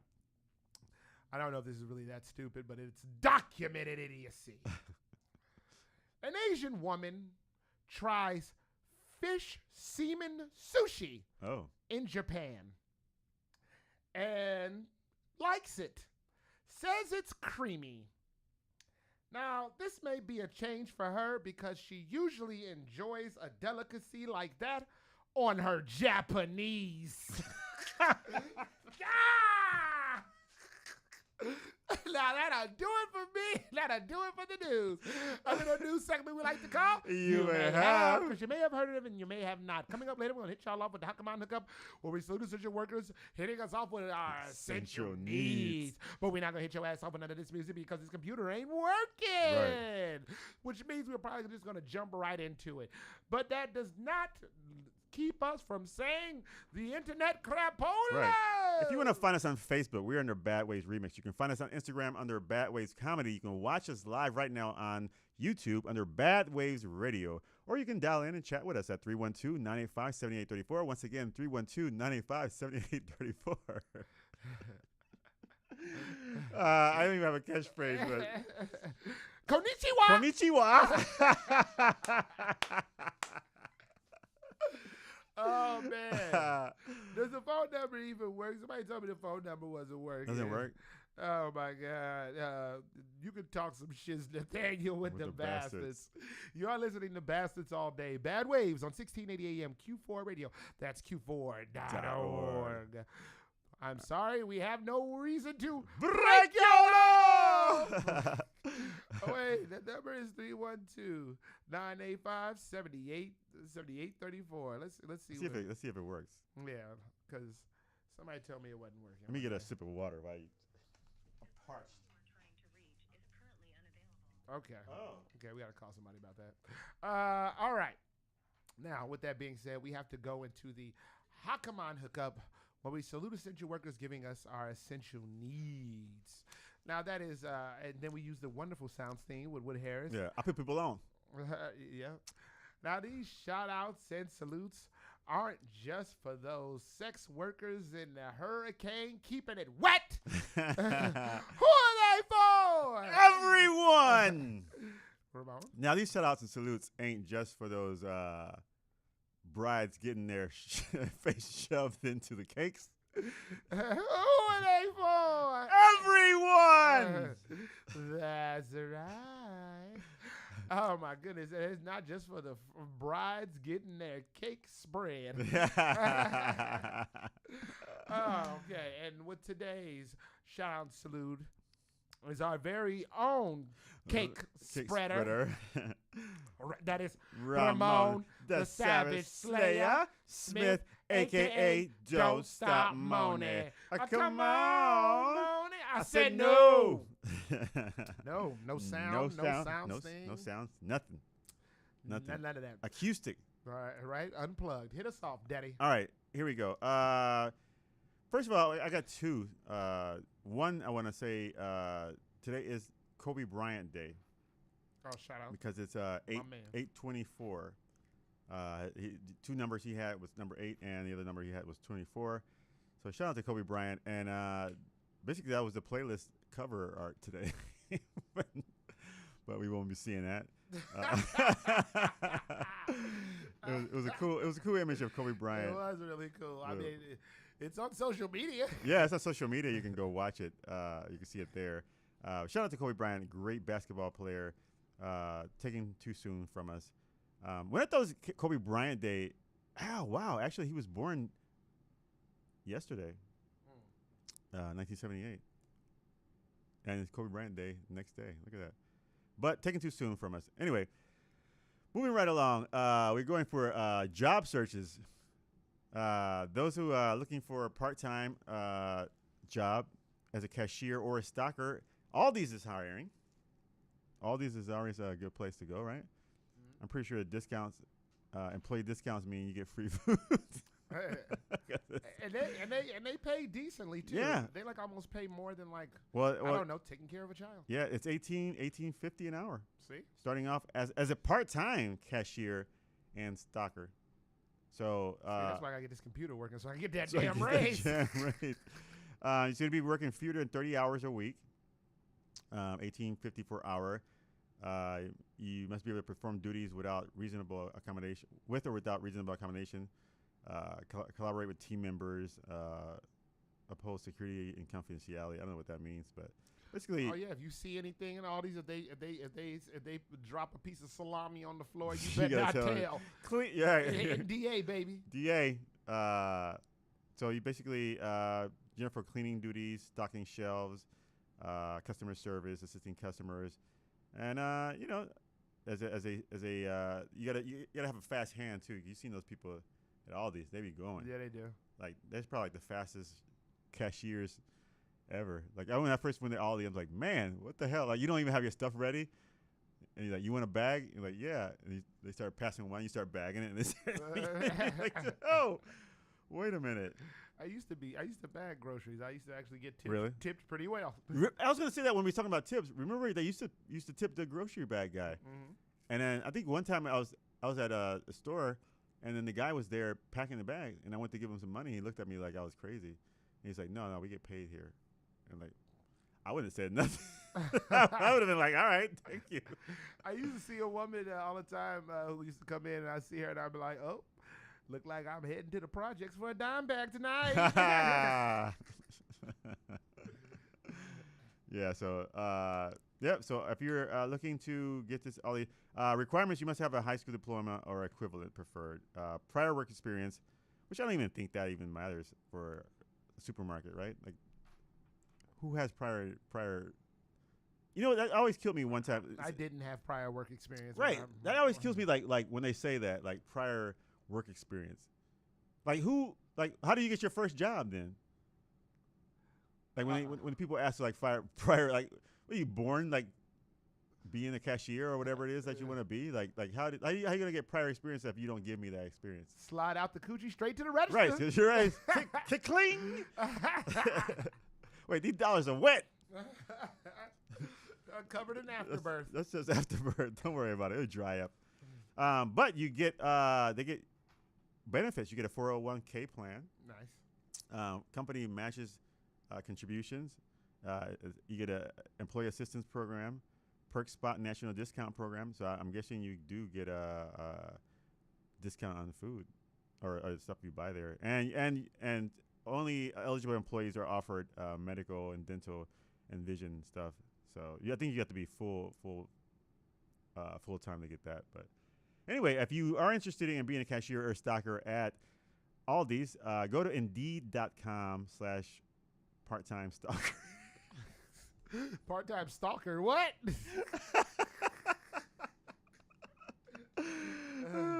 /Aldi, and then and you can apply on there at Indeed.com. Indeed, you do need a job. Lloyd said he hasn't tipped for groceries since 1876. Oh wait, his bad. 1678. Oh my goodness. Well, I don't know. I don't know whether to be surprised by your level of frugalness or how old you are. All right, well that'll do it for the Hakaman hookup. We salute since your work. Oh wait, to the baggers we say salute. Respect. Now these shout outs and salutes aren't just for those stalkers putting salami on the shelf right next to the creamy yogurt. Who are they for? Everyone! Now these shout outs and salutes ain't for those people making the day of the baggers so they can have enough money to go to the projects and get a time back. Who? Everyone! Word to Gary Oldman, honorable mention to Wood Harris. We are going to jump directly into the ins and outs relationship advice. Interestingly enough, we are actually only 6 minutes off of schedule. Right? Who needs music? Right? Because that is what time we're supposed to go into the ins and outs is at 12:30. We always end up around 12:40. and then end up going over. So I guess that's not going to happen. Yeah. Today, I guess we're going to actually be on time. Be on time. Like the broadcast is probably going to actually end at 1. I don't know. I don't know either. I know. I'm having a lot of fun. The way we be talking. Yeah. Now, do you have any questions? Oh, yeah. Turtle Club? So we got tons of questions from the Turtle Club. Outstanding. And so let's see. Here's go. First question. Oh, shit, there's the whole show in relationships. Yeah, no. Is it okay to take a vacation without your partner? What do you think? Yeah. I mean, I say, well, depends on what vacation you're going on. Like, if you're going out with vacation with the boys or, like, a guy's trip, then yeah. Or if it's a girl's trip, then yeah. But if you're, like, going to go by yourself, like, hey, babe, I'm going to Curacao. Or by yourself. By myself. Like, nobody else. Like, yeah, that's probably, like, a little suspicious. I'm a little leery of those things, those trips, just because all type of stuff. Yeah. You know what I'm saying? All type of stuff be happening, especially, like, with your girls. Yeah. Like, I don't know. I'm a little leery. Like, girls trip? Like, even with the girls trip? Like, yeah, like, I don't know. Like, if I get married and my wife said I'm going on a girls trip, I'm definitely not going to be like, you can't go. I'm not going to say that, but I'm definitely going to have, definitely going to be like, oh, okay. I mean, because, like, have a good time. Like, personally, like, Leia has gone places without me, like, traveled. Oh, we know. We know from last week's broadcast. She be out here in these streets. Yeah. So, you know, so she'll go, and but I know the people and I know where she's going. So I think that's probably, like, a good thing. But I guess, like, but I do understand, like you say, like, girls' trips, sometimes they get a little wild, and certain things may happen. I've seen that movie. Well, here's also the other thing, and I hate saying it depends, but, like, your partner, you know what I mean? What kind of person is your partner? Yeah, that too. You know what I mean? Like, I don't know, and not to say anything about myself, but, like, if I told my lady that I was going on a dude's trip, I would understand if she was like, oh, God. You know what I mean? Because I'm social. Yeah. Like, I can't, like, I'll sit on my balcony. It's on the first floor, and I've made friends. Right. You know what I'm saying?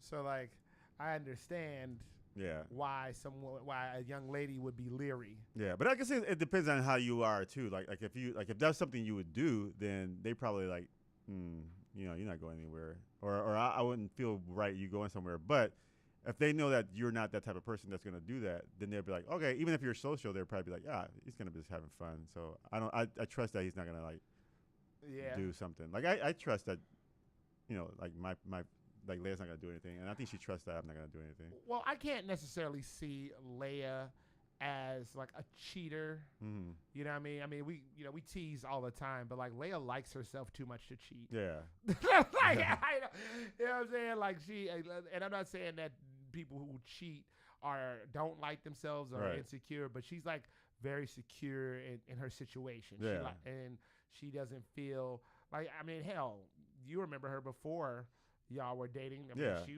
you know, very touch and go on who she would spend her time with. Yeah. You know what I mean? Even her friends. Yeah. So, like, I could understand you being like, oh, go ahead, baby. Now, you want nothing? No, I wouldn't do anything. I'd be like, where you going? No, I'm actually... Especially not Baskin Robbins. You know about your history with Baskin Robbins. So one time I went to New York and visit this girl, and somebody invited me out to go out, and I was like, oh no, I'm not gonna go. It was gonna go to a club or something like that, and I said no, and he's like, you know, why don't you want to go?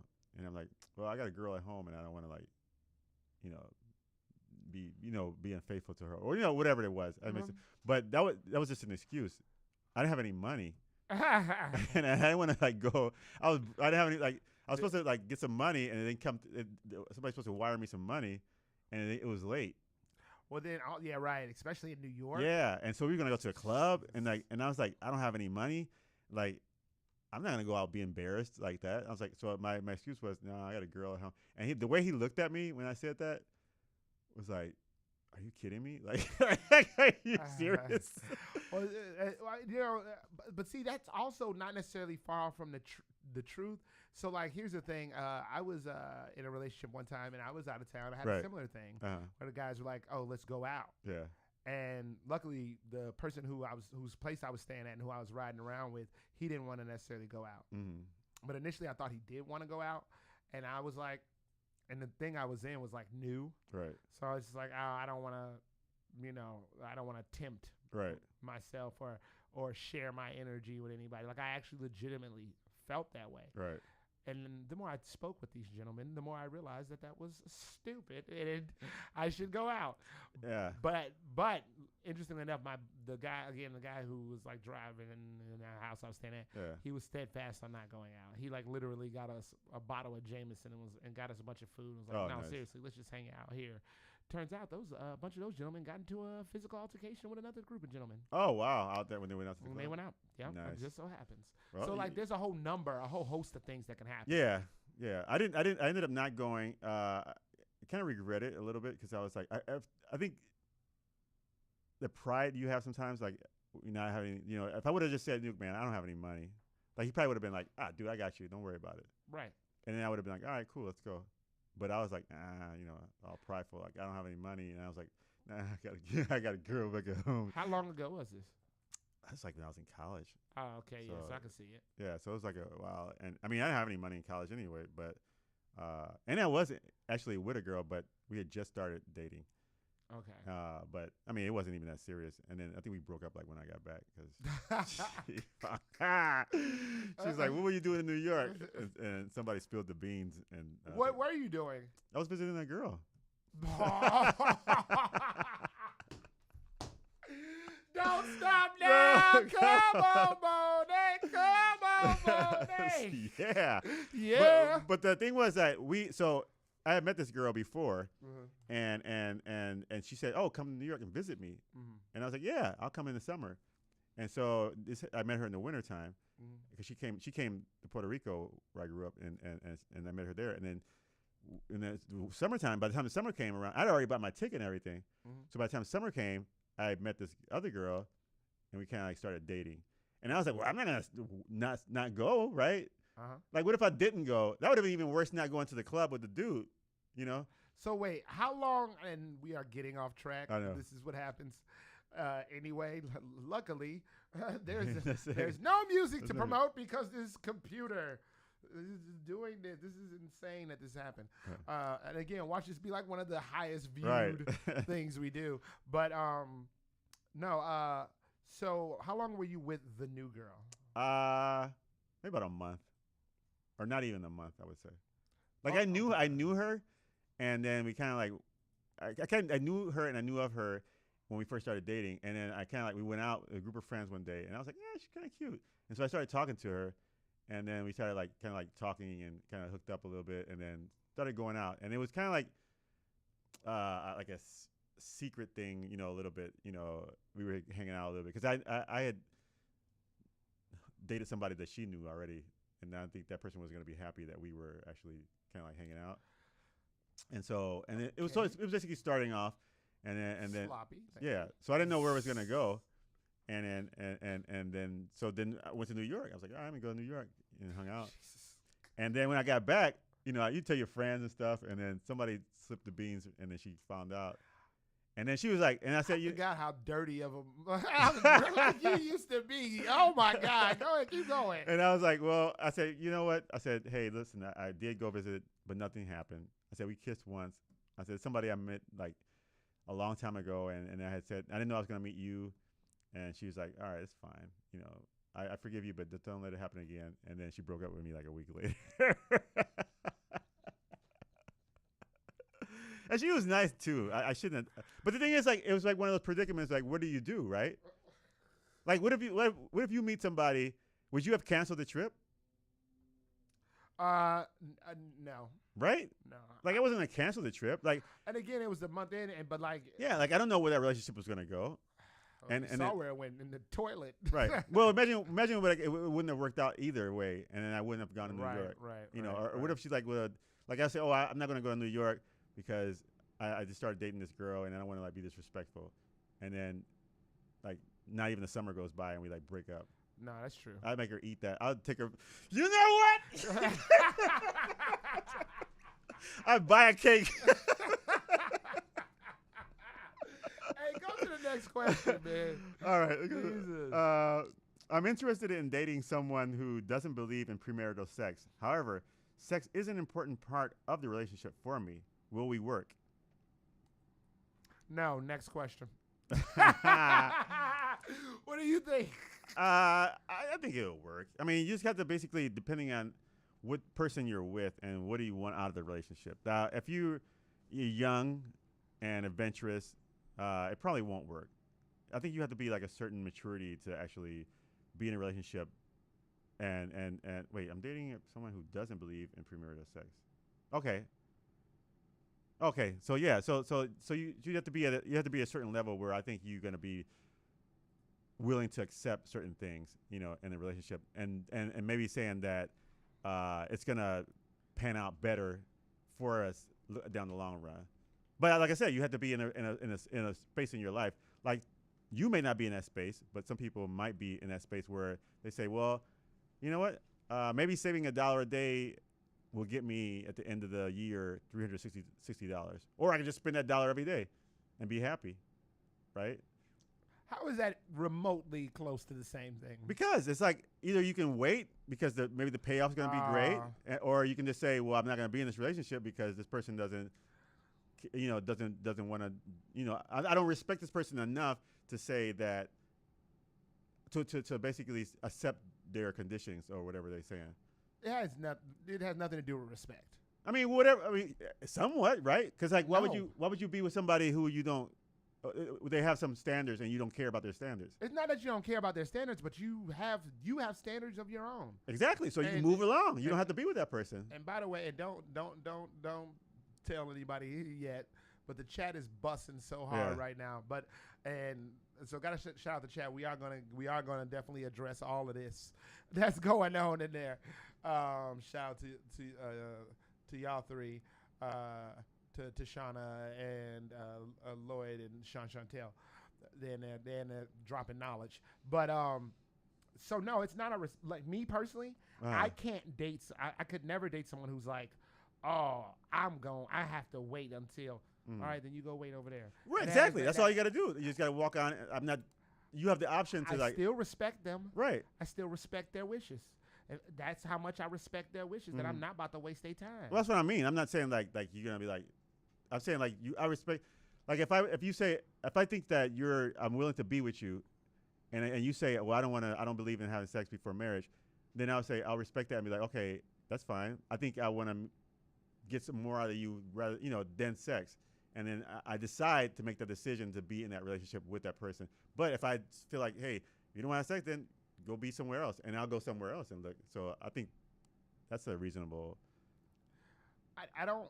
I personally don't think if you are a person that's sexual and needs sex, you cannot date that person who doesn't feel the same. That's what I said. It won't work. Yeah, I'm saying that. But you're saying no, it won't work. No, that's what I said at the beginning. It won't work. But I'm saying like if you have to be in a space in your life where that's not as important as to where the relationship is. Like what if somebody has erectile dysfunction? Then you're never gonna date because all the women want to be sexually pleased. Then what I'm saying, like there's other ways to please, but what I'm saying, like you have to put like that situation in my side too. Like I can't say like, well, she doesn't want to have sex, so I'm not gonna do that. But what if I can't have sex? And all the girls want to have sex, and then I'm like, I'm screwed for the rest of my life because nobody's gonna be like, well, you can't have sex, so I'm not gonna be with you. You're actually not screwed. All right. No, sorry. ED is a very serious thing. I'm not trying to be funny. Yeah. All right, moving along. I don't have it. Let's see. What are older men dating younger girls and vice versa? We already did that. Yeah, we've done something like that. I mean, but would you like to touch on it? I think we did that. We covered that. We got in trouble with those Lego lambs. The Lego lambs, right? We don't have any sound stings to save you today either. So I guess we're gonna have to move on from that. So let's keep going. My partner's mother has been a cause for problems in our relationship for years. She has recently become ill and needs a full-time caretaker. Should I forgive and forget and let her move in with us? Hell no! Hell no. Man, you better put her in a thing. Go over there with all those sexless girls. That's kidding. No, she could go up in the home. They freaking in there. Tell her to strap up though. I think burn and burn and burn. I don't know. I would say go to a home. I'm not worried about the. I mean, I forgive you. Yeah, for sure. That's why I'm paying for the home.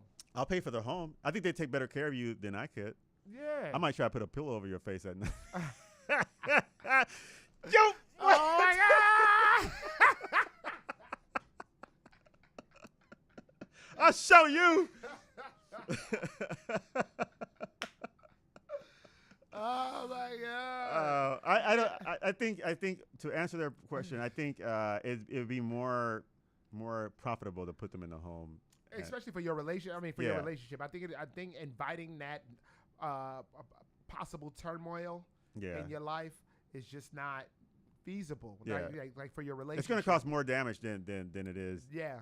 Helping her or helping that person out. Like you're essentially probably going to be paying for her to ruin your relationship. Yeah, to ruin your relationship. Yeah, and you might as well take that money and go to Vegas on your own. Right. Ruin it yourself. That's a better gamble. Yeah. So yeah. You feel me, dog? All right. Do men think it's important to take time and learn their partner's body? Those activities that are preferred, the kinks? Yeah. I think we've been over this before. If you want to explore more, I think once you're in a relationship, you should explore more of what people like and explore those things. Because I'm not saying like if you don't, they're gonna go somewhere else, but probably so. But I think that makes the relationship stronger too, because you open it. You basically it's more like I say it like it's like onions. You peel in the onion, and you like find these layers of that person has, and then the intimacy gets bigger and stronger, and that creates a bond between the two of you, and then I think the relationship probably lasts longer. Now they're asking, do men think that though? Oh, do men think? So I ramble for nothing. Do men think it's important? I think it's important. I mean, I think it's important. Now, I can't speak for all men, but I think it's important to. I mean, when I was young, and I'm not rambling. I don't mean to ramble, but when I was remember, like when you're young, you have a certain idea of certain things, and then when you get older, you kind of realize what it actually is, and then you're like, oh, if I would have known this, it probably would have been a different experience. True. So like for intimacy and learning those things, like when you're young, you don't care. Man, I bust out, whatever. And that's right. Yeah, and you don't even care like if she did or not, That's right. and so I'll give you the best 30 seconds of your life. And, but then once you get older, you start like realizing, oh, well, this is that, and she's enjoying it too. So I probably get more an enjoyment out of it, knowing that she's enjoying more, and she'd be like, wow, like this guy made me feel like that, So I think for me it's important. I don't know about other men, but yeah, for me I think it's important. Well, here's the thing, and shout out to Frank Joshua. He's in the building. Frank, thank you. Someone someone did break the music computer. Yeah, but Ramon's rambling is what we need when someone breaking the music computer, though. He right. But so here's the thing, and I think, and like you said, you can't speak for all men or whatever, what have you, but I think you could speak to a certain type of man, and you fall under that. Lloyd said Ramon's ramblings broke the computer. So you can speak to a certain type of man, and I believe that I can as well. It's the whole thing of wanting to please your partner, being the type of man who wants to be a good lover, and I know not to be in his business, but Sean tells me about some of the work he does out here in these streets, but I did live with him, so we've had those conversations. I don't know what Sean's doing now currently in his life, but I know when we lived together years ago when we were younger men, he would tell me stuff. So like certain men, a lot of, and I can't say all men, but certain men have the desire to want to fulfill the woman. Yeah. So these particular type of men will do the work, right, to find out what their woman likes. In a lot of these cases, sometimes we're not even freaking for our for our bus offs. You know, for us, more for them, right? Yeah. It's not for us; it's for them to bus off. Wow. But yes, so yes, the men like us who want ladies to bust off. You know, when you take them up to Copytown Mountain and blow their guts out. Yes, we are the type of men that enjoy that type of that thing. That is sensational. It feels great. Yeah. It's an amazing release for us to get their release. So yes, that is very important. Now, all right. we're gonna jump to the chat. We got one more or should we save this for later? Oh no, go ahead, do it. Now they chime in. I asked them to chime in. So it says, if you really like someone, but they tell you up front they want to keep it casual and see other people, do you go along in hopes that eventually they will want to settle down and become exclusive? I think you know the answer to that because you and I have definitely both played this game. Mm. So the answer to that is that's a big old yes. You would stick around? Hell yeah! You don't know what something gonna be big. I think that's how I have all my beautiful lady friends. One day this is gonna kick off and it's like, hey, I'm getting married. Oh my God! Hey, but it's true. So many dudes stick around. Yeah. But they say, but he said they want to be. They didn't say they want to be platonic. Okay, so casual. Yeah. Yeah, want to do something casual. I think you know what, and I'm to speak on that. I've had that situation before, where somebody said let's keep it casual, and I say okay, and then they turned, and then they were like, they want to be they want to because like I was like keep it casual, and they throw out dirty laundry, but keep it casual is like all right, cool, and the relationship's open, and then one day they saw me coming home. That's right. And then they knocked on the door and it's like, hey, you know he's dating me too. What? Yeah. And but it's casual. But it's casual. And that's what I said. Fridays. And I said, well, I thought it was casual, Right. And yeah.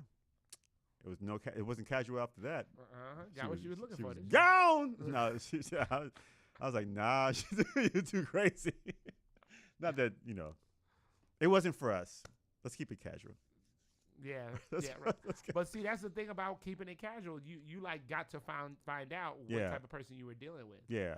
You know what I mean? So like, and I think like sometimes we keep it casual for the wrong reasons. Like we keep it casual because we want to see what else is out there, right? Like we can. You did, didn't you?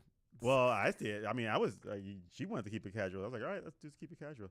But like you. I think it's like one of those things where you're trying to like, let's get all we can get, and then sometimes it might backfire on you. Like you be like, all right, let's keep it casual, and then next thing you know, she's like, see you later. I found this new guy, and then you're like, oh. All right, let's go to the chat because we're running out of time. Even with no music, we were like kicking it. Yeah, doing what we do. All right, let's go. First question, Sean Chancel says, and I want to get to Shauna because she got a question in here too. Mm-hmm. When dating, who do you think verbally abuses the opposite sex more, men or women, and why, in your opinion? Ramon, you can speak to that. I think who verbally abuses. Now I don't want to like cop out and say, oh, it depends. Oh God, not it depends. But it's who that person is as a person, right? Like if you grow up in a household where you are used to hearing abuse, then you're gonna dish out abuse to anybody, whether you're male or female. So I don't think that. And here's the thing: when dating, who's the one that's more to be more abused is probably the one with the lowest self-esteem. Like the one who's basically, you ain't gonna be nothing. Like Ike Turner, Tina had all the talent, but Ike kind of like basically kept her under his foot because he knew that, and then you saw that once he broke off, she was the one that became famous and became whoever she was. She's super popular. And what was he doing? Nothing. He had another wife. but that's like, so I don't know if you can categorize that in men or women. I think it's more of the person where they're coming from in life and how they, like, where are they, like, in their self-esteem wise. What do you think? You think men or you think women? What do I think? Women are more verbally abused? Yeah. I think women do it more thinking they can get away with it. Okay, so your answer is women. Yeah, I think at that point, I think women, because women, like, are you always see women, I thought, yeah, and they like yap, and then oh my God, here we go. those sound things, you know, and then they're like, you know, and they don't shut up, you know, and, like, when you're arguing, and then let you raise your voice. And then all of a sudden you're the like, and I've heard this before. Like, say, like, you're in an argument and you raise your voice at a woman. You're out in public. Oh yeah, somebody gonna jump in. Somebody gonna jump in and jump on you. Yeah, tell you to stop that. And but you didn't hear last 20 minutes her mouth going off, you know. So I think I'm gonna say women. I'm going to concur with you under a similar umbrella of thought, which is a lot of times women realize that you as the man can't pop off too hard back.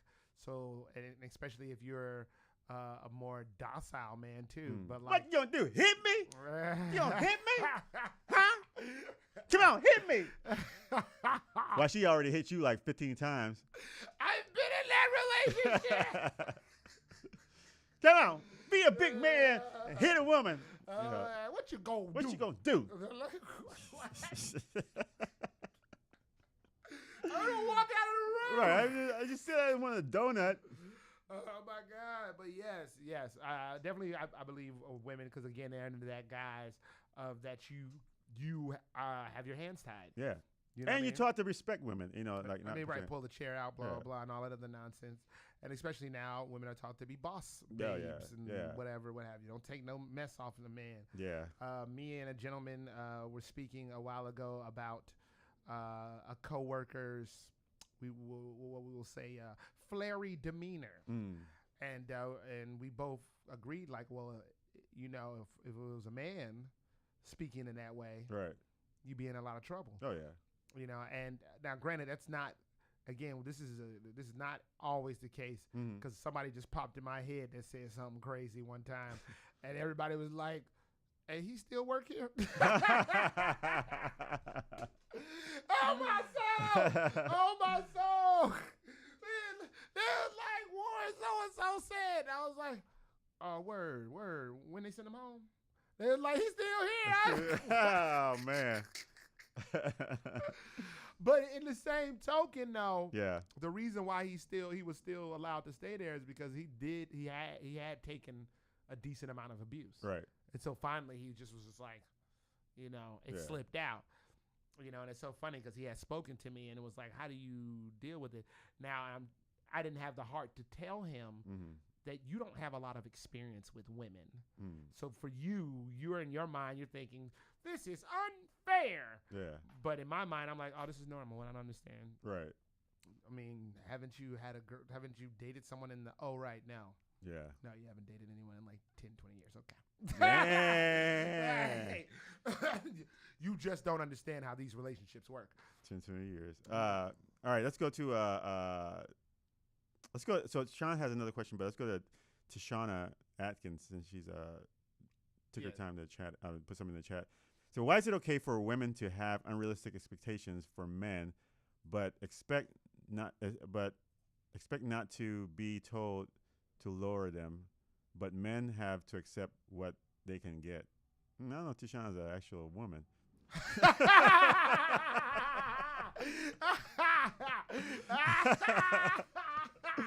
Remember we had somebody in the chat, a young lady who was talking that stuff, and it was like, I'm like, wait a minute. You're not going to get us.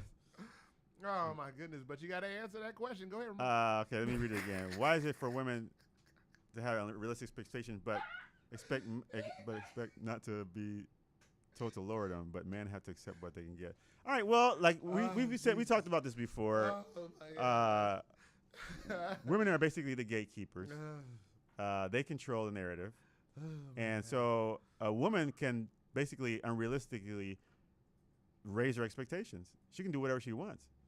And a man, like, I can't go in that gate without somebody giving me the key or the combination. So if say you want to come in here, like, you can't come in here and you know, be the head of the house, but you can come in here and maybe clean these floors. You know, so you want to come in, you want to come in. You know what I'm saying?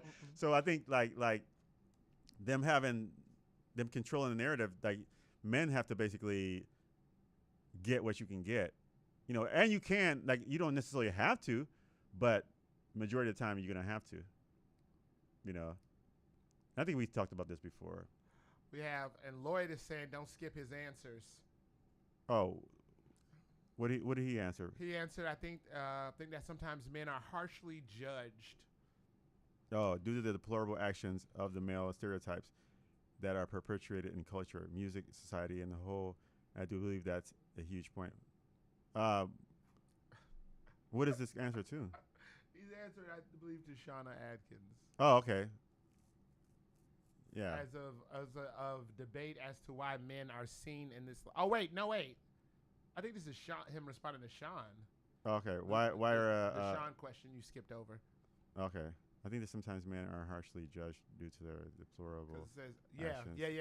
It's responding to Sean. Oh, okay. So wait. So Lloyd, before we do that, let's wrap up this Shauna question real quick. Yeah. And I want some of this smoke. So the way this is popping off right now, and is women are viewed as the prize. Doesn't matter which, and please, this is societal. This is majority of society. It's not me saying the man is less or the woman is higher. Blah blah blah blah.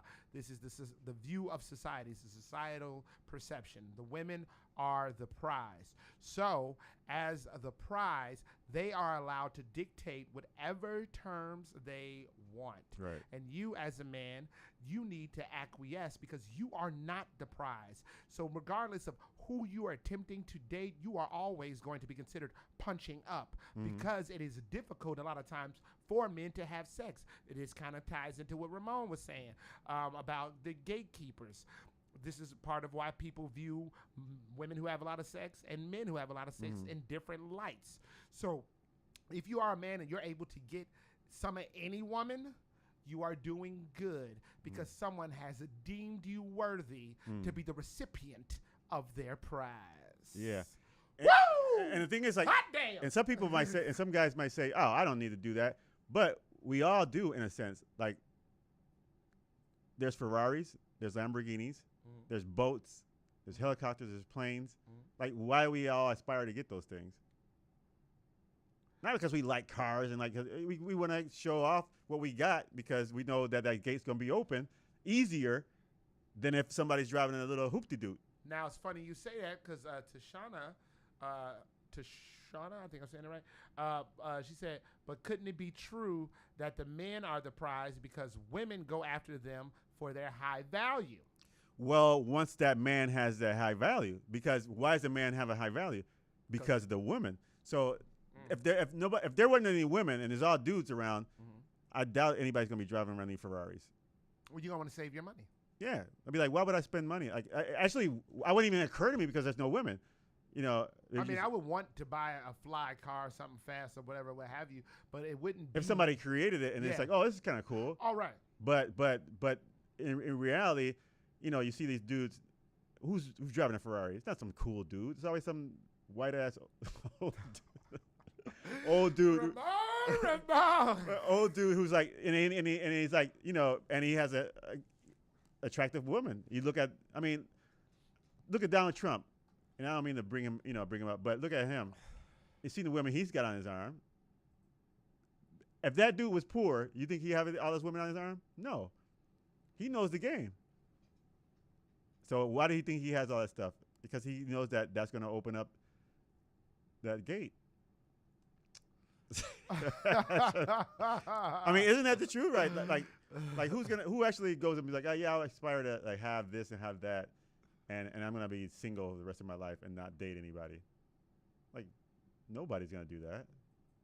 Like, I think I mean, not everybody does it for that purpose because people want to be successful, but I think they do it because we want to impress those women. And then that's like she said, like, and then the women, who they go after, the guy that has all the toys, the guy that has all the money, mostly. Mm-hmm. Sean says, wait, so let me get this straight. Are you guys saying high value men aren't the prize? I'm not saying that they're not the prize. I'm just saying that that's why women go after them. And that's why men try to become that prize, because they want the women to draw to them. And I'm not saying anything wrong with it. I'm just saying that's how I see it works. Now, I'm not saying that high value men aren't the prize. I'm saying a lot of men, and I'm gonna have to piggyback what you hear, Ramon. Mm-hmm. A lot of men make themselves high value men to be the prize. Exactly. To surpass societal perception. Because again, men are not out here slaying bodies like Ramon used to. A lot of men are slaying bodies. I saw this great thing where, and I think anybody watching and listening maybe can speak to this. The top, like most women want that top three, those top three guys. Out of the 10, they want the top three because they either have either all three of the things that you hear women say they want in a man, or they have at least 1 to 2 of those things.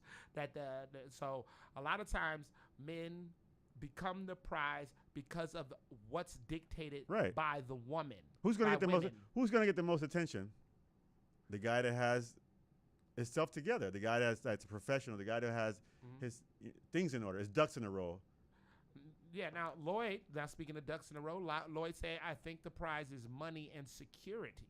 Yeah, I mean, whatever it is, it's still going to go for that. And here's the thing, that guy, by doing that, he's making himself the prize, and he's basically revving up the stats for that woman who's basically holding out for the guy with the prize to weed out the ones that are going to meet him at the same level. Well, so now, to answer her question, Sister Atkins' question, you are now stepping out of societal perception. Right. The perception is, if you are a man, the prize has to allow you to be able to receive her. Right. But now that you have become Johnny High Value Man, now you can pick out who you want. Now you can pick out who you want, and now you have now become the prize to the prize. To the prize, yeah. So if you are not Johnny High Value Male, then you better be happy getting what you get. And that's why it's like that, Sister Atkins. Yeah. Lady I'm seeing wants to keep it casual until she gets drunk, and then she's talking about our long-term plan. Stephen Woolsey. Stephen Woolsey for the 3-pointer. Oh my God, I would love that if we just ended right there. That would be that's the out. But Sean had one more question. I know Lloyd had an answer for him. Let's see. Which was the judging one. Yeah, when dating, why are men so hardly judged? If not, okay. So when dating, why are men so harshly judged for not raising their sons properly, but women aren't judged at all for not raising their daughters properly? And in most cases, women raise the boys and girls. Now, what was Lloyd's answer again? I think sometimes men are harshly judged due to the deplorable actions of the male stereotypes that are perpetuated in culture, music, society, and the whole. I do believe that it's a huge point. Oh, as a whole, and I do believe that's a huge point. I think they may be stereotyped, but I think what happens is the guys that aren't raising, that maybe be judging harshly, is that they're deadbeats. You know what I mean? Like they don't.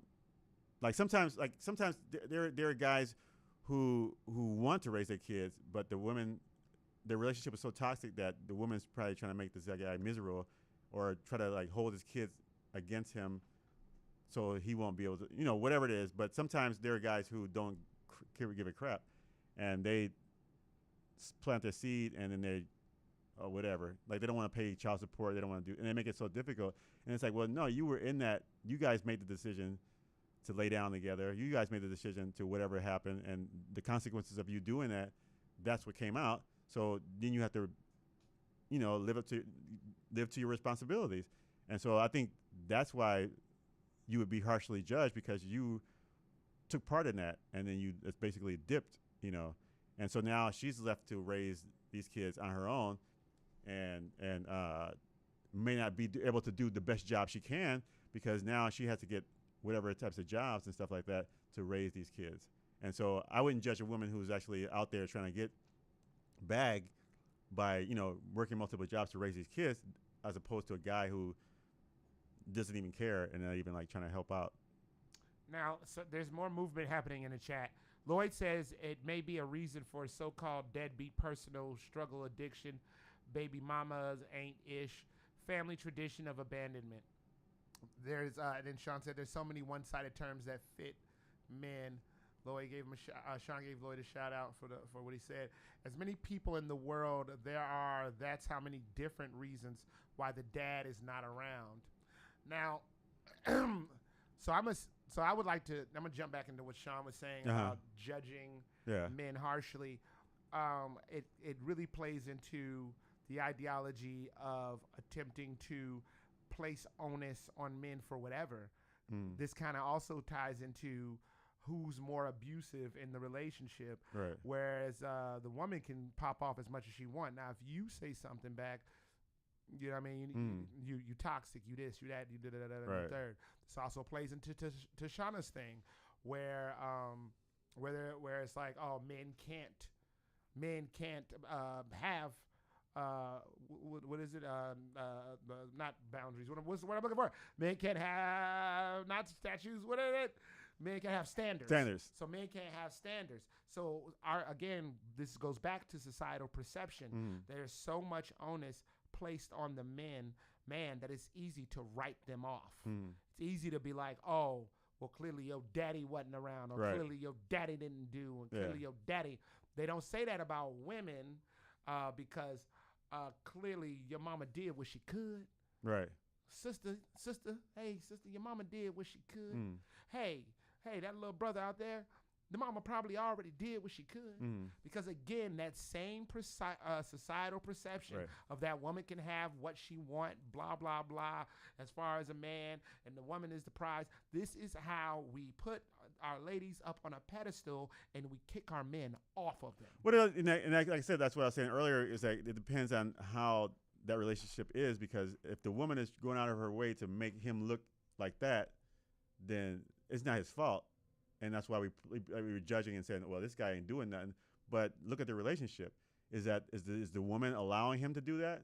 Is it the woman allowing him to like nurture his kids or be the father figure in that relationship? And it's like, no, if you're not, but then you can't blame him. And then, like you said, then immediately you go to, well, he's a deadbeat dad. That's why he's not around. It's like, no, maybe he can't. But if he's not doing it, then he's a deadbeat dad. But I think like men need to be. I think sometimes this is why they get judged harshly, because men need to be there in their kid's life to raise them, not properly, but like you need those two inputs from like men and women in the relationship to create that one person coming up. Like if you get one side only, then that person's gonna grow up lopsided. But he's gonna be like one-sided of he's gonna see one view of things, and that's why sometimes you have like mama's boys or certain things like that, because they're growing up from one side. I remember, because I grew up without my dad being around, and I think one of my things my mom what she did was made sure that like she put a military school, which I don't think helped a lot, but it was like the male authority there, right? Yeah. And then my uncle, my aunt's husband, I hung around with him a lot because he was, that male presence in your life where you sit down and talk, shoot the breeze, whatever, with that person, and not all from a female point of view, but a male point of view of how life is, and I think that's important. So I think that's why, and maybe it's sometimes why we put down men if they're not around more than if a woman wasn't around. Well, we gonna you know what, I'm not even about to do it. All right, that'll do it for the ins and outs. We should have left on a happy note. Yeah. With Woozley's comment, yeah. Yeah, we should have left on a happy note. You know. But see, look, they still in the chat busting it. All right, we got to go into these final thoughts and outros. I just knew we weren't gonna run over today. All right, Ramon, do you have anything to plug or to tell? I'll be doing the triathlon this weekend. If you want to come out and cheer me on, that's about it. Chicago Triathlon. That's it. Check out my website, Mr. and Mrs. Smith Comedy, for anything Mr. and Mrs. Smith, upcoming shows, or I don't know, stuff we're doing. Watch videos on YouTube page. I don't know. All right. It was fun. I actually had fun today, being that there was no music. Yeah, no, it was podcast style. It was pretty cool. And I think we had really cool conversations, and it was really fun. This is the one that's going to get us the job.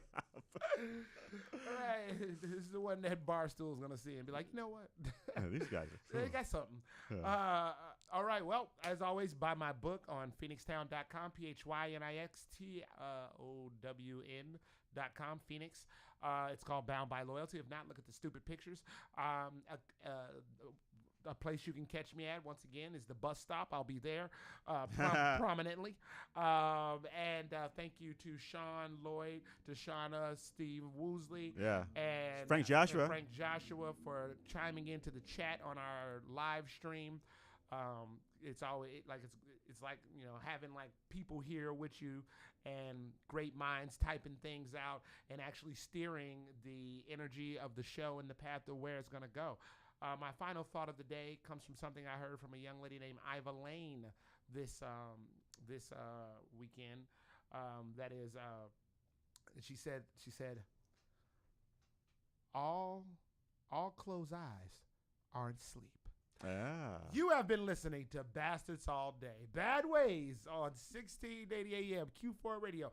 That's Q4.org. Hopefully next week we'll have some music to break your. And we are off the air. Woo! But we are still streaming. Well, I gotta hear, because I gotta. That's crazy. Well, you know what? We could just drop because I got a piece so bad. Yeah. Thank you again. Thank you to everybody for clicking this crap. Thank you to everybody who's in the chat, man. Y'all did y'all motherfucking. We are off it. Okay. Bop bop. Okay, cool. Sean said good one. Oh, thank you, Sean. Yeah, You're a good one. Y'all made it a good one. Yeah. Yeah, I got a piece so damn bad. Normally I have time to actually do it when we have music. So I'm not doing it. Thank you all again for clicking this bullshit and everybody in the chat. And hopefully I can get this fucking computer fixed tonight. All right.